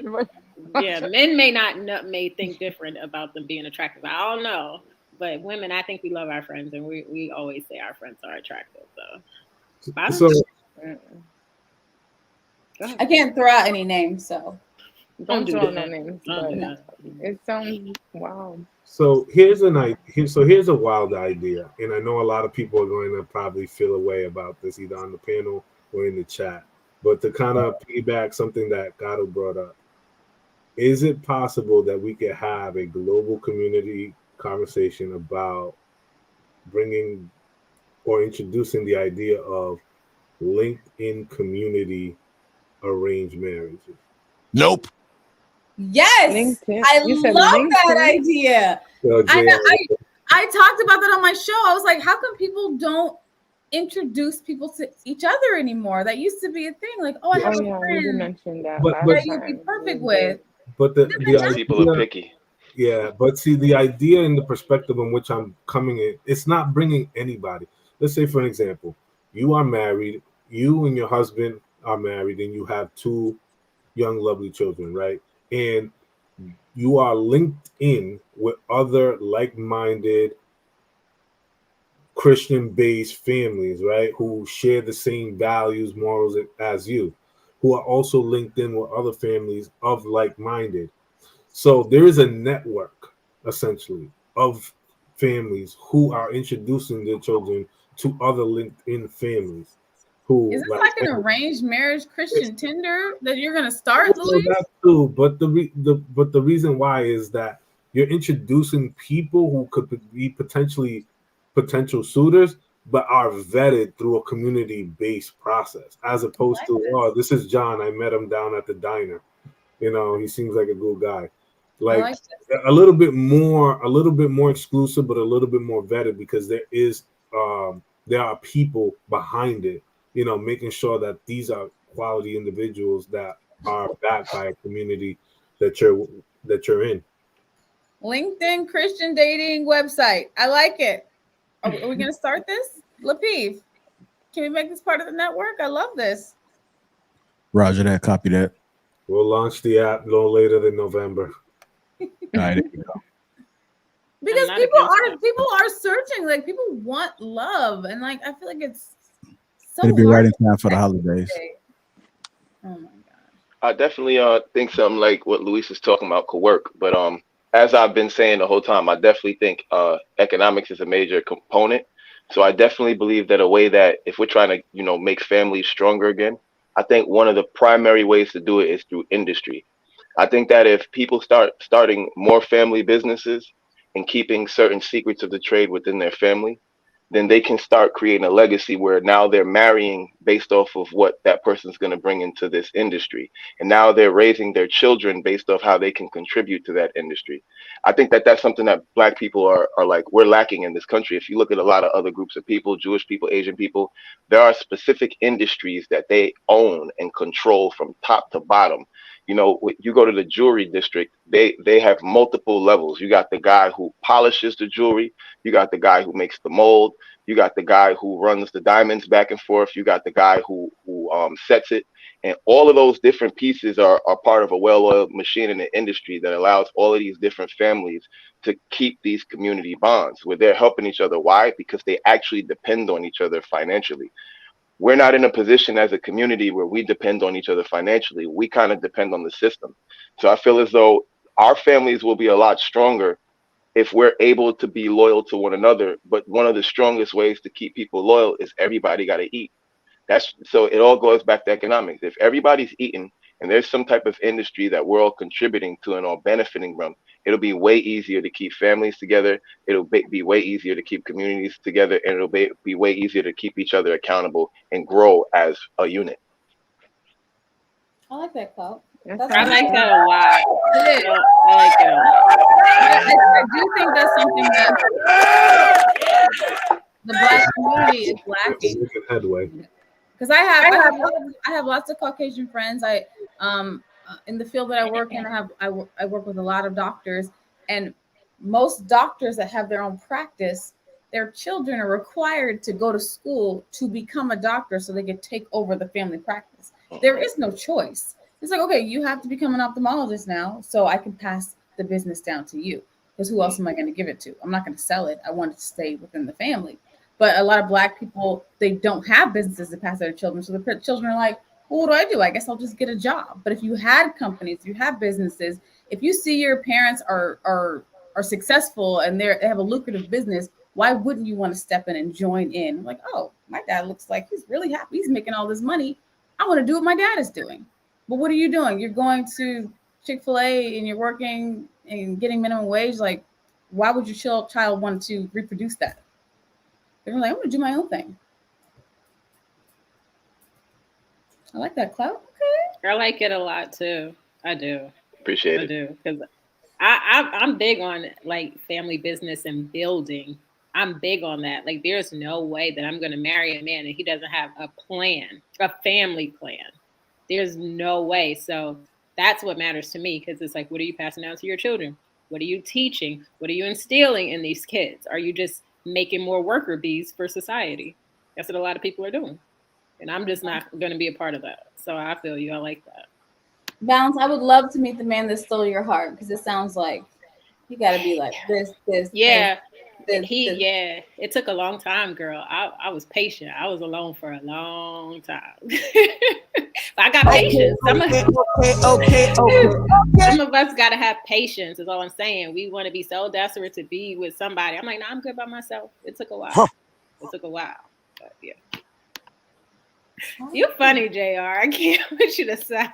Yeah, JR is on point tonight. Smoke weed every day. Wow. I like that one, JR. Smoke weed every day. Do you smoke weed every day, JR? That was Cloud playing. That's what Cloud got a soundboard. That's what he's doing over there. I mean, every time he turns his head. Was that him? Oh, that was you, Kyle? I thought that was JR playing that. That damn sure wasn't me, but I proved that. Oh, he lied. Okay. Cloud Smoke Jones. What are you talking about? I'm just having a little fun, man. I ain't been able to do the sound effects all night, so it's like Christmas over here on this keypad. But JR, tell us what you think, because we love to hear you speak too. You guys said a lot. I mean, tell me. Oh, here he go. You got to be real specific for me.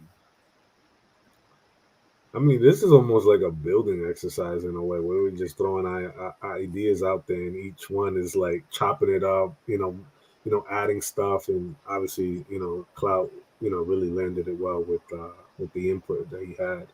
But I mean, again, with that accomplished smirk, I did that. I don't know if there needs to be like webinars or conferences or just larger conversations, because I think our society is changing and people need to kind of mold and change a little bit with it, especially if it's going to aid in the growth of our community and other communities around us as well. So that conversation always needs to kind of keep growing and flourishing, because we just got to keep up with yes, sir. Does anybody have any questions for me? Yes. Well, JR, what do you think about what Clout said? He wasn't listening. He was playing with the sound effects. You got to tell him what he said. You know what, Clout, are you married? No, I'm not currently married. I was married. Oh, okay. Yeah, okay. I got married at 21. I'm sorry, I froze. You guys hear me?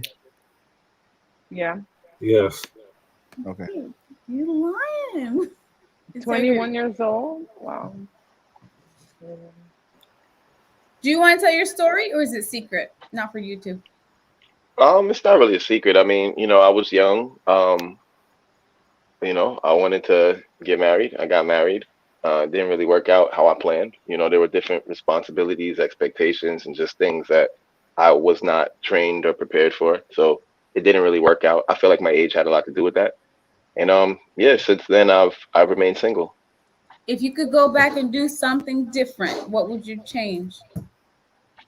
I probably would have waited a little while before I got married. Yeah, I probably wouldn't have done it at 21. I feel like there were a lot of things that I needed to experience during that age that I didn't. And I was kind of a little bit arrogant going into it, thinking that, okay, I'm making money, I got a house, I'm good, I can handle this. Like, this is gonna be easy. Like, getting married, that's just the next step. But I feel like I wasn't really prepared for the actual challenges and pitfalls that come with marriage. I feel like nobody's really ever prepared. I think you kind of just blend and kind of go through it. What do you think? Luis is prepared. You're prepared to be married? Like, you don't know how your partner really is going to be in the house with you every day. You just kind of start and then continue. You just got to tell them which way you want the toilet paper rolled over. Yeah, but is that person cooperative? Like, are y'all working together? Are y'all...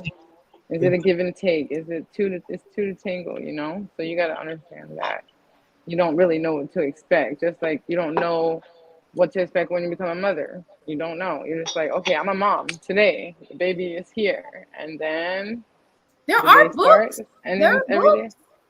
Well, there's books for instructions for care and knowledge of the baby and the function, how they are, of course. I'm just saying, like, if you weren't, say you 16, you had a baby, you don't have all those resources, you're not even thinking about that. You're like, I have a child today and you got to take care of it. So it just continues, and then you start evolving into your motherhood. Just like in your marriage, you just evolve in the relationship and get married in 10 years maybe. For all mothers, there's a book called What to Expect When You're Expecting.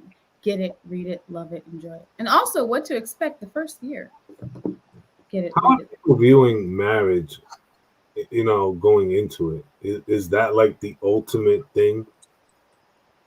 No, it's the beginning of a new journey. Okay. Yeah, it's supposed to be fun. Like, I don't want to be married. Yeah, well, I'm glad to hear those responses because, I tend to kind of hear people, like, even online or even on Clubhouse at times, like, marriage is their end goal. And I'm like, well, I mean, I feel like that's for men. No, that is for women who watch Cinderella and all the other Disney channels when they said happily ever after at the marriage point. Like, no, it's just getting started. You have no idea. That's a fairy tale. Fairy tale. So true. They had me sold on that fairy tale too. I definitely thought that, like, once we got married, that was it. Everything was gonna be lit. It was just gonna be trips and vacations and his and hers watches and cars and all that. That's what I thought it was going to be. And lots of sex. That's what you're thinking. Exactly. But people also, I feel like words have a lot of power. And like when you're dating someone, there's words that you use. And then once you start using that word marriage, or that's my wife, as opposed to that's my girlfriend, there's a lot of things that happen in your brain that rewire just off the fact that you're using the word wife and husband. Things that you was cool with, you're not cool with no more. Like, you know what I mean? Things that didn't bother you now bother you because it's like, it's different when that's your girl and that's your wife. You know what I'm saying? It's different when that's your man and that's your husband. Like, so what? Give me an example of something that didn't matter. It could be something small, like, let's say a tire. Let's say the way someone's dressed, right? When it's your girlfriend and she's wearing that revealing crazy outfit and y'all going out to the club together, it's like, yeah, that's my shorty, right? But then when it's your wife now, and niggas is looking at you like they want to fuck your wife, you're like, whoa, like this don't feel good, babe. Like I need you to kind of pack that away a little bit because it don't feel the same way it felt. Not a curtain, but it don't feel the same way it felt when we was both dating. It don't feel. So how does it feel? Let's talk about how it feels because I had that issue before my relationship. My boyfriend, he was only my boyfriend, but we were like en route to getting married. And he did not like when I wore tights. And I was like, bro, I gotta wear tights. I work out. I like to do my errands in tights. And he's like, I don't like you wearing tights. Can you wear like a long shirt? Yeah, like a long shirt and all this stuff. And I'm like, I think the vision that we're encouraged to have of what a wife is, at least what we're raised to have, is like, it's like we kind of think similarly to our mother, right? It's like this like perfect angelic being almost. And it's like, and for us a lot of times also what happens is it's like the same way you don't want your mom to inspire lust. Like, you know what I'm saying? Like, if your friend walks up to you like, damn, your mom looking good, hell, I'd fuck the shit out of her. You'd feel embarrassed and uncomfortable about that. Like, you don't want your mom to inspire lust. You want her to inspire like honor and respect. So it's like when you now are out with your wife, you know, who's supposed to be like your significant other, your partner, and she's inspiring lust in other men as opposed to inspiring honor and respect, it makes you feel like less of a man. You know what I mean? Like, it makes you feel like unvalued. You know what I mean? It makes you feel disrespected. Okay. You know, I didn't What are you know doing for the because I kids wanted right to now tap whose into moms those are twerking emotions, but online? What are they I mean, just gonna look do? at how the kids react. If you see a lot of these videos where the sons are like screaming at their moms, like there was one with Tia Mowry and her son, and she was like putting on some boots, and her son is basically looking at her like, where the hell you going? Like, she's like, oh, this is just a cute outfit. He's like, so why you got heels on? Why you got that skirt on? Like, why you The dressed like that? bathing What suit, are you the little leopard. Yeah, it was like a little bathing suit or something like that. And he's like, well, but why you got that on with boots? She was He's like, you ain't going to the beach. Do you think I got a question about it. I have a question about that, Clout, because what you said is so true. Because that's how my relationship is. Like, he says I remind him of his mother. He doesn't like fake hair, fake nails, makeup. But it's like, but what if one day that's what I want to put on? Like, but if somebody's putting you in this mother box, like you're this and my angel and that, it's like, I'm a woman. You know, I'm never gonna be outside naked. But sometimes it's like, what if I want to wear a wig? Not that I mean I don't like wigs, but if I wanted to, I don't think there's nothing wrong with that. I just think that it's just like this expectation that's kind of put into our minds. I'm not saying that expectation is the right expectation per se, but it's definitely like this expectation that once a woman becomes like a mother or a wife, that she's now a different entity than like how a single woman is. And I feel like women kind of have the same expectations of men. I feel like when most women are imagining the type of man that's a husband, right? I feel like you're imagining he makes a certain type of money. You're imagining he dresses a certain way. You're imagining that he like speaks a certain way, communicates a certain way. And it's like a lot of time that's going to be something that's very reminiscent of a father or authority figure in your life. You know what I'm saying? So it's like if he's supposed to be your husband and he's not matching that authority figure or that image, that respectable figure, like how your dad might be, you might look at him like, yo, I'm raising a little boy. Like I'm taking care of a little boy because he's not commanding that. And it kind of is the inverse of that for men. It's just like, well, she's still acting like a little girl.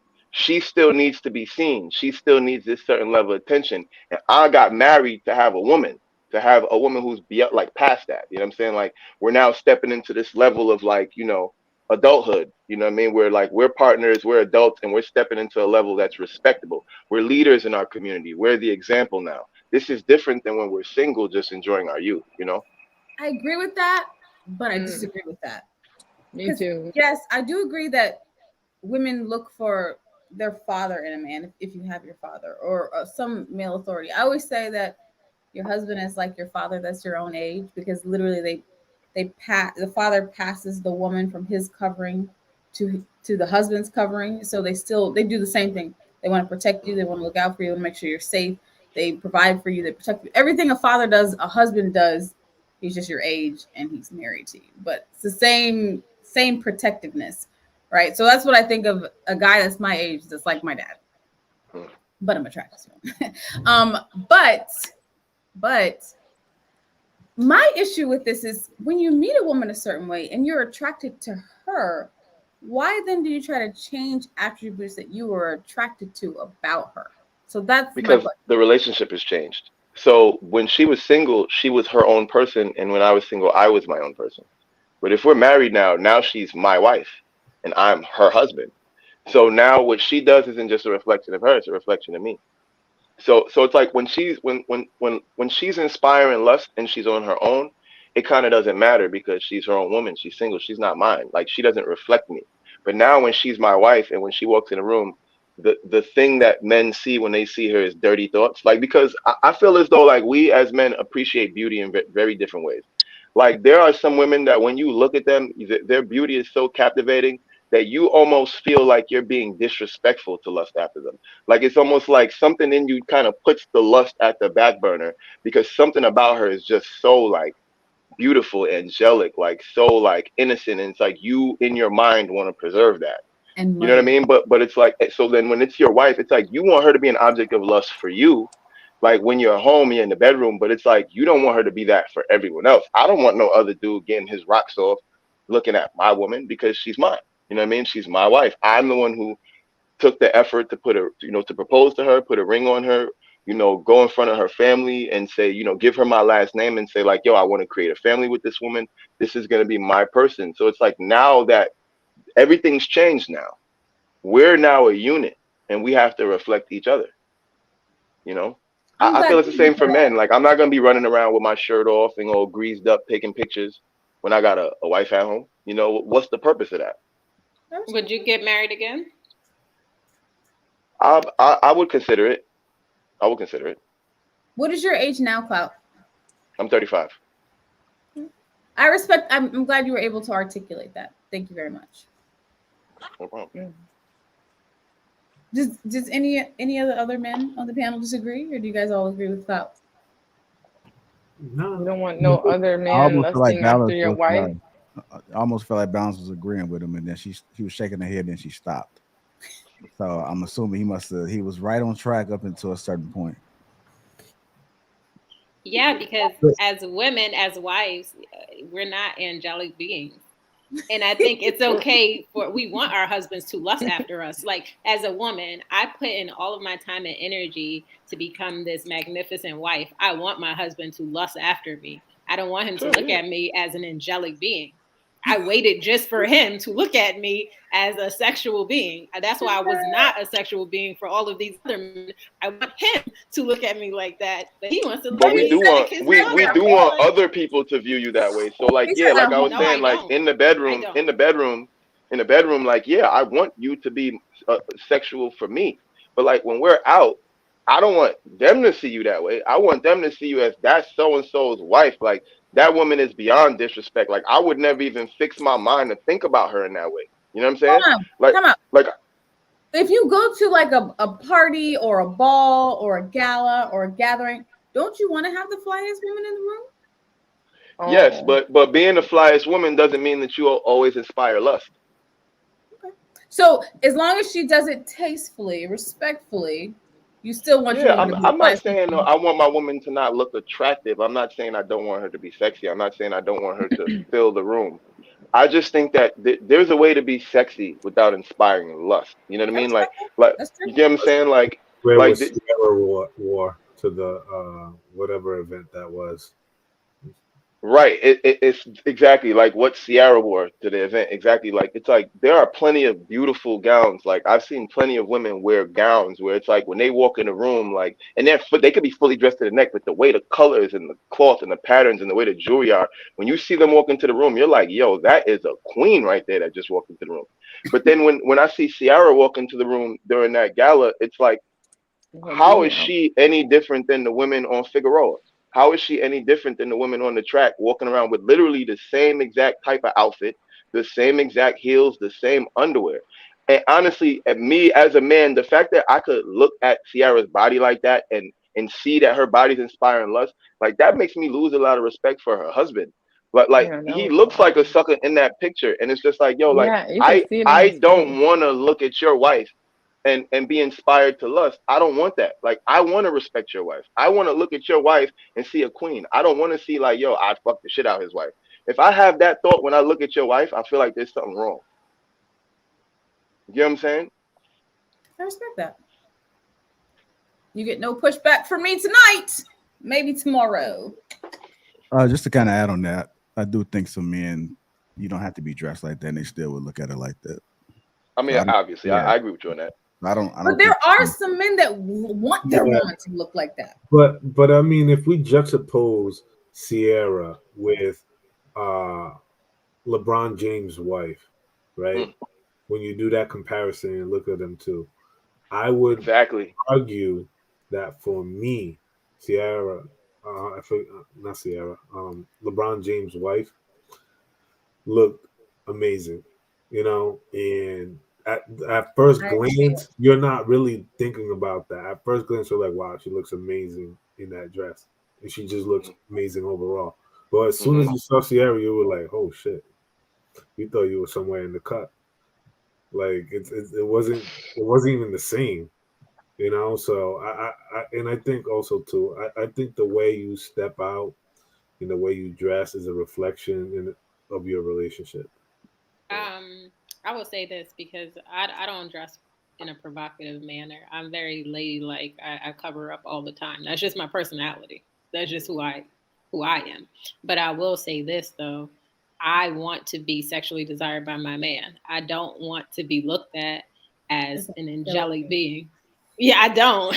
I don't. Absolutely.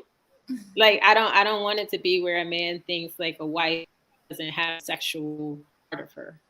You know what I mean? Like, because then that's unhealthy too.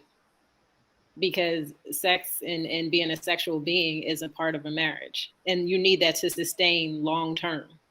So I don't want it to be like, oh, she's my wife. She's a good woman. She cooks and cleans and takes care of our children, and she's just so beautiful. And she goes to church and all of this. It's like she can be all of those things, but you can't leave the sexual part out. Like that's very important. Of course. When we're talking about a long-term But situation. I'm pretty sure that when men approach you though, they approach you a certain way.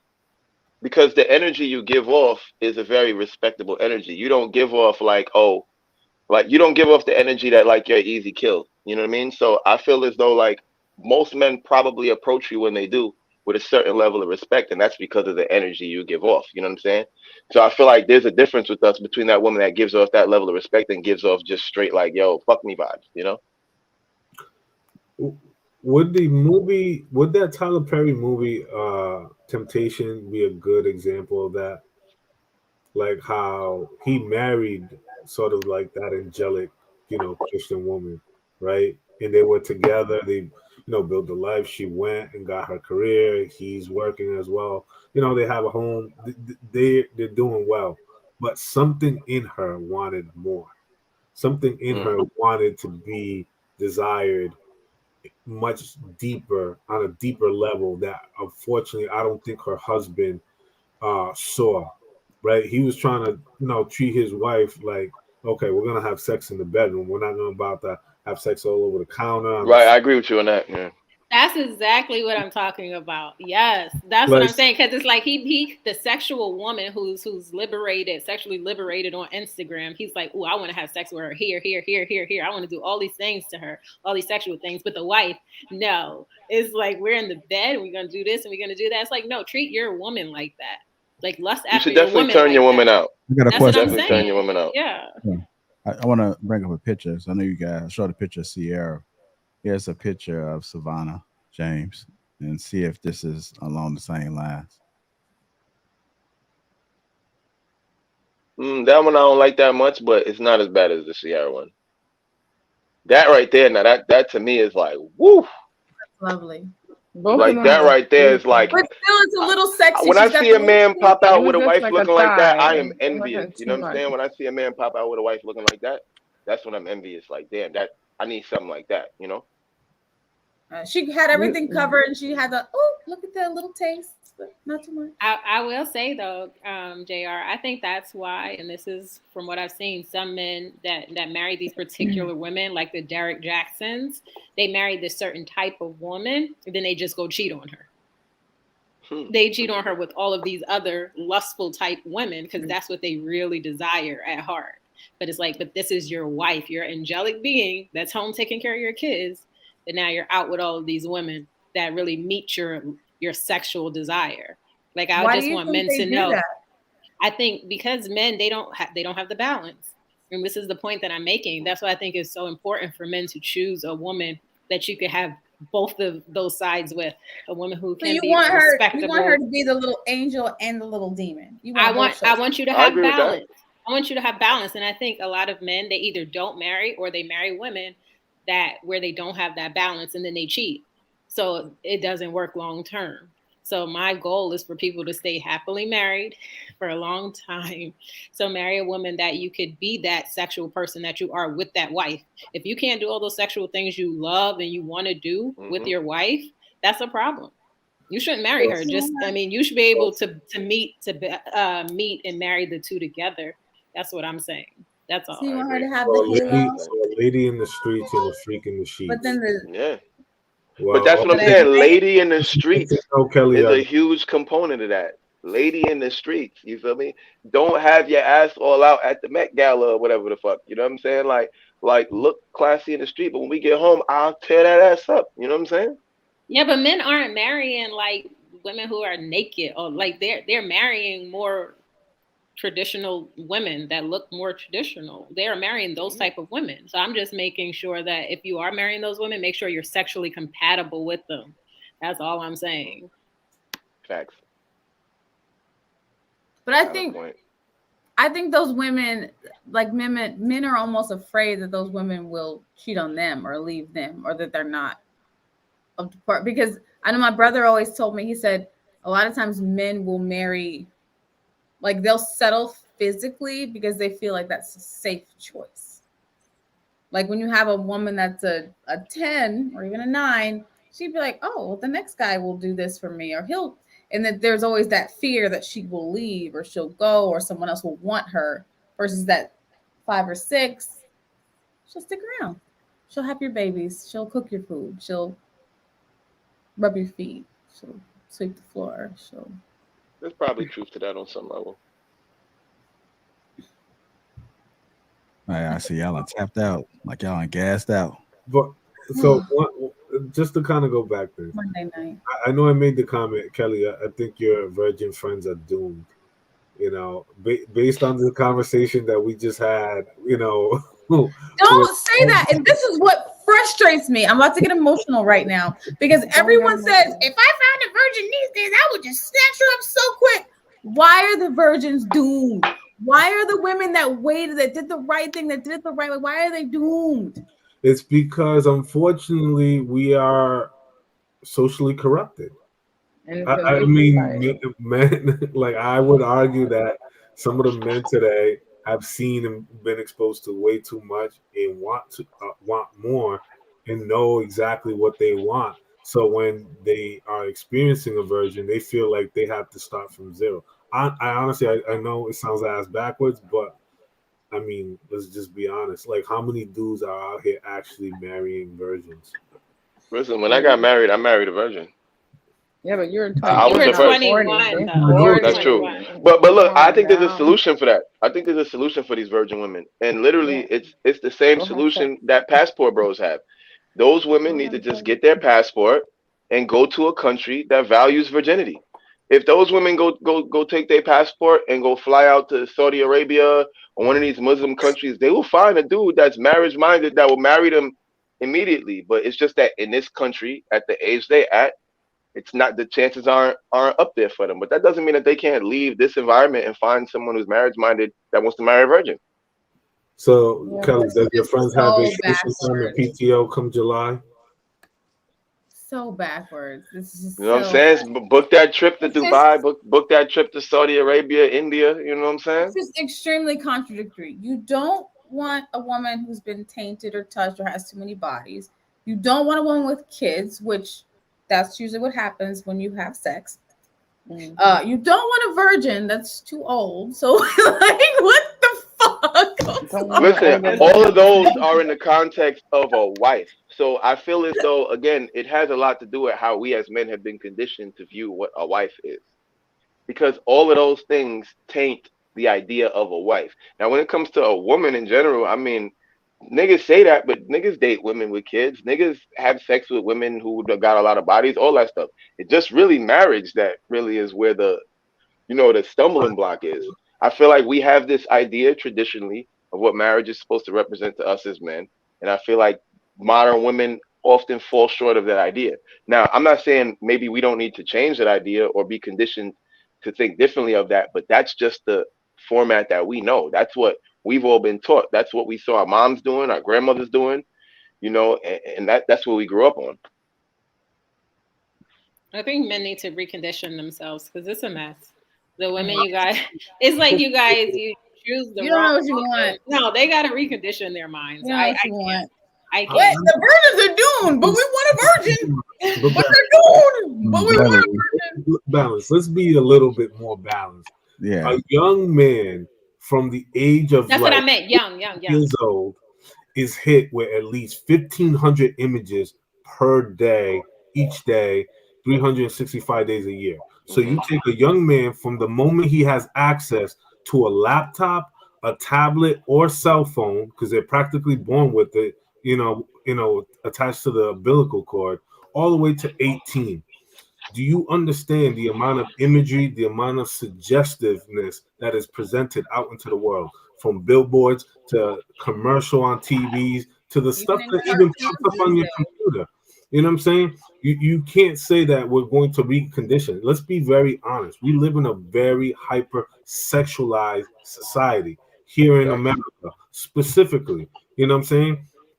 So that needs to be dialed up. It's not okay, we're going to expose you to this from the moment that you're able to even view advertisement, commercials, or anything on your tablet, all the way to your like 18, 21. And now we want you to forget all that social programming that you've been seeing your entire life. And I want you to be this straight and narrow man. That does not happen overnight. Let's be very honest. There's a bigger machine at play that controls the amount of imagery that young men see.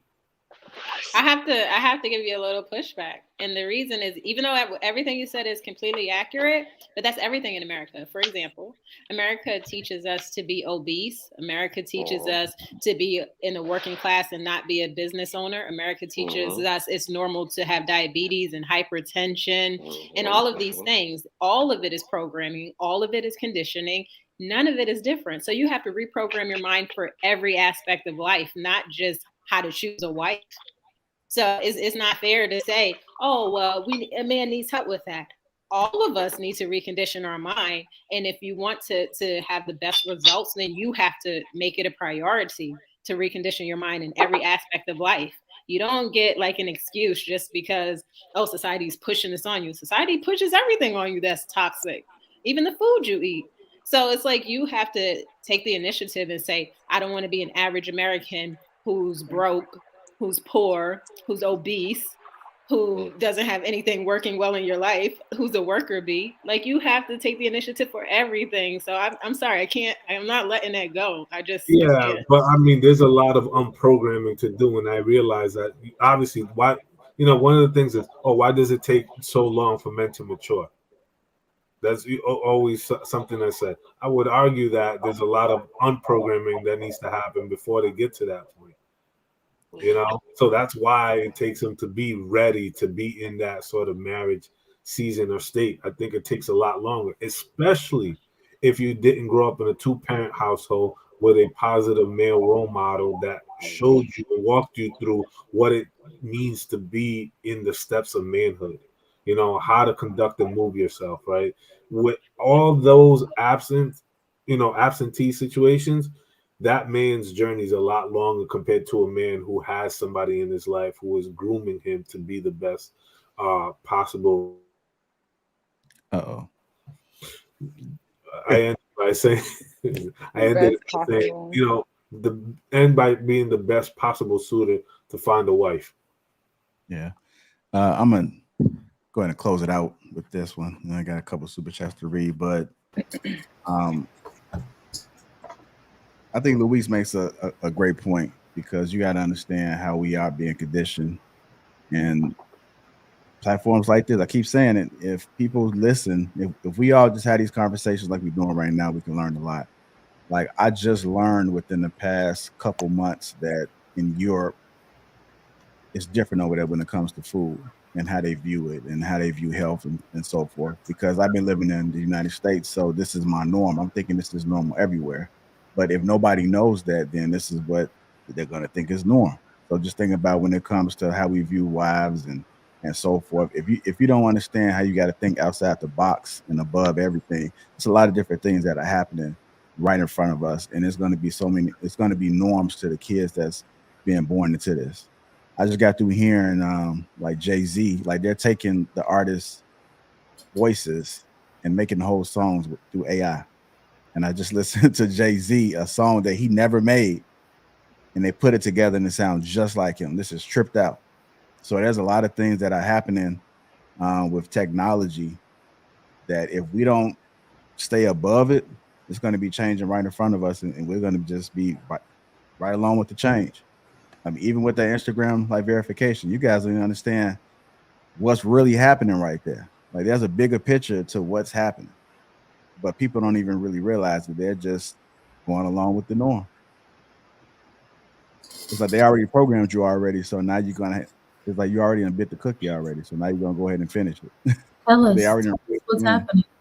What's happening? About the verification. About the IG you can verification. You can buy your check mark to be verified. Yeah, you can buy it now. He said there's something bigger happening with that. So what's the underlying? What's the conspiracy? They're just trying to make money, and then everybody is a pawn in the whole scheme. Basically, they scheming us. No, like it was a plan. They saw how much money Elon got, and they were like, "Look, we need part of this bag." Like, we own Instagram. Give them checks. Fuck it. Like it was a plan. It was a plan that was put in probably way before that. Like they had probably already had it mapped out how they was gonna filter it out, and so this is just probably like one of the phases. Yeah, because wasn't Instagram paying people to do reels, right? Yeah. But that was a way to compete with TikTok, right? Mm-hmm. And that's what, they were losing people to TikTok. And so the Instagram's incentive was to pay people on IG to do reels. Right, but they just stopped it. Because TikTok's probably going to get banned. So they're like, what we got to pay you for? Exactly. So now they've moved over, to this badge verification. And notice the timing of it all, too. Mm-hmm. Let me get to these super chats, man. Let's get up out of here. Ray Alexander, $5 says, what's so wrong about a college-educated woman with a professional career having a preference to date/marry a degreed man with a professional career? Thank you. Ray Alexander again, $5 says, maybe the focus should be to help young Black men acquire high-income skills and credentials early so they become strong providers for a wife and children. Ray Alexander again, $5 says, married men earn more than never married and divorced men. Married men tend to be healthier, wealthier, and live longer than never married and divorced men. Sharon Thomas, $5, also a member, says, isn't that what KS was trying to get Black women to realize? He's the only person that comes to mind when I hear this. Dale Matthew, $22. That's a foreign currency. Also, remember, says, get the likes up, support this great content. Appreciate you, sir. Marcus Evans, $5 says, what's up? With people, most women of today are not virgins. That says a lot. And lastly, Marcus Evans, $5 says, most men know what they want. The problem is in today's era, most women don't understand men's nature, and panel proves it. I want to say thank everybody. He's married. He always has a lot to say. I'm just wondering if he has a successful relationship, or if he's a bitter man in his grandmother's basement typing on his computer ferociously.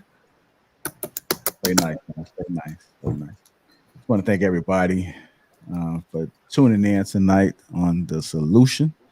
Make sure you guys hit the like button. Also, make sure you subscribe to the channel. Again, shout out to the sponsor, T channel. You guys make sure you click the link whenever you see it. And go ahead and let's fill the teach. Want to thank the panel for their perspective. Good and conversation. If you think you're an alpha, it was a great time. to the show. Yeah, it was a great time, y'all. Great time. Conversation. Good vibes. Good night. It was good. Yeah. I enjoyed it. Y'all have a blessed night. Toast. Look at Cloud getting right. Having me on the show, you know the vibes. No problem. Kelly Connection. Kelly, that's for you. Huh? What happened? He sent another message, Marcus.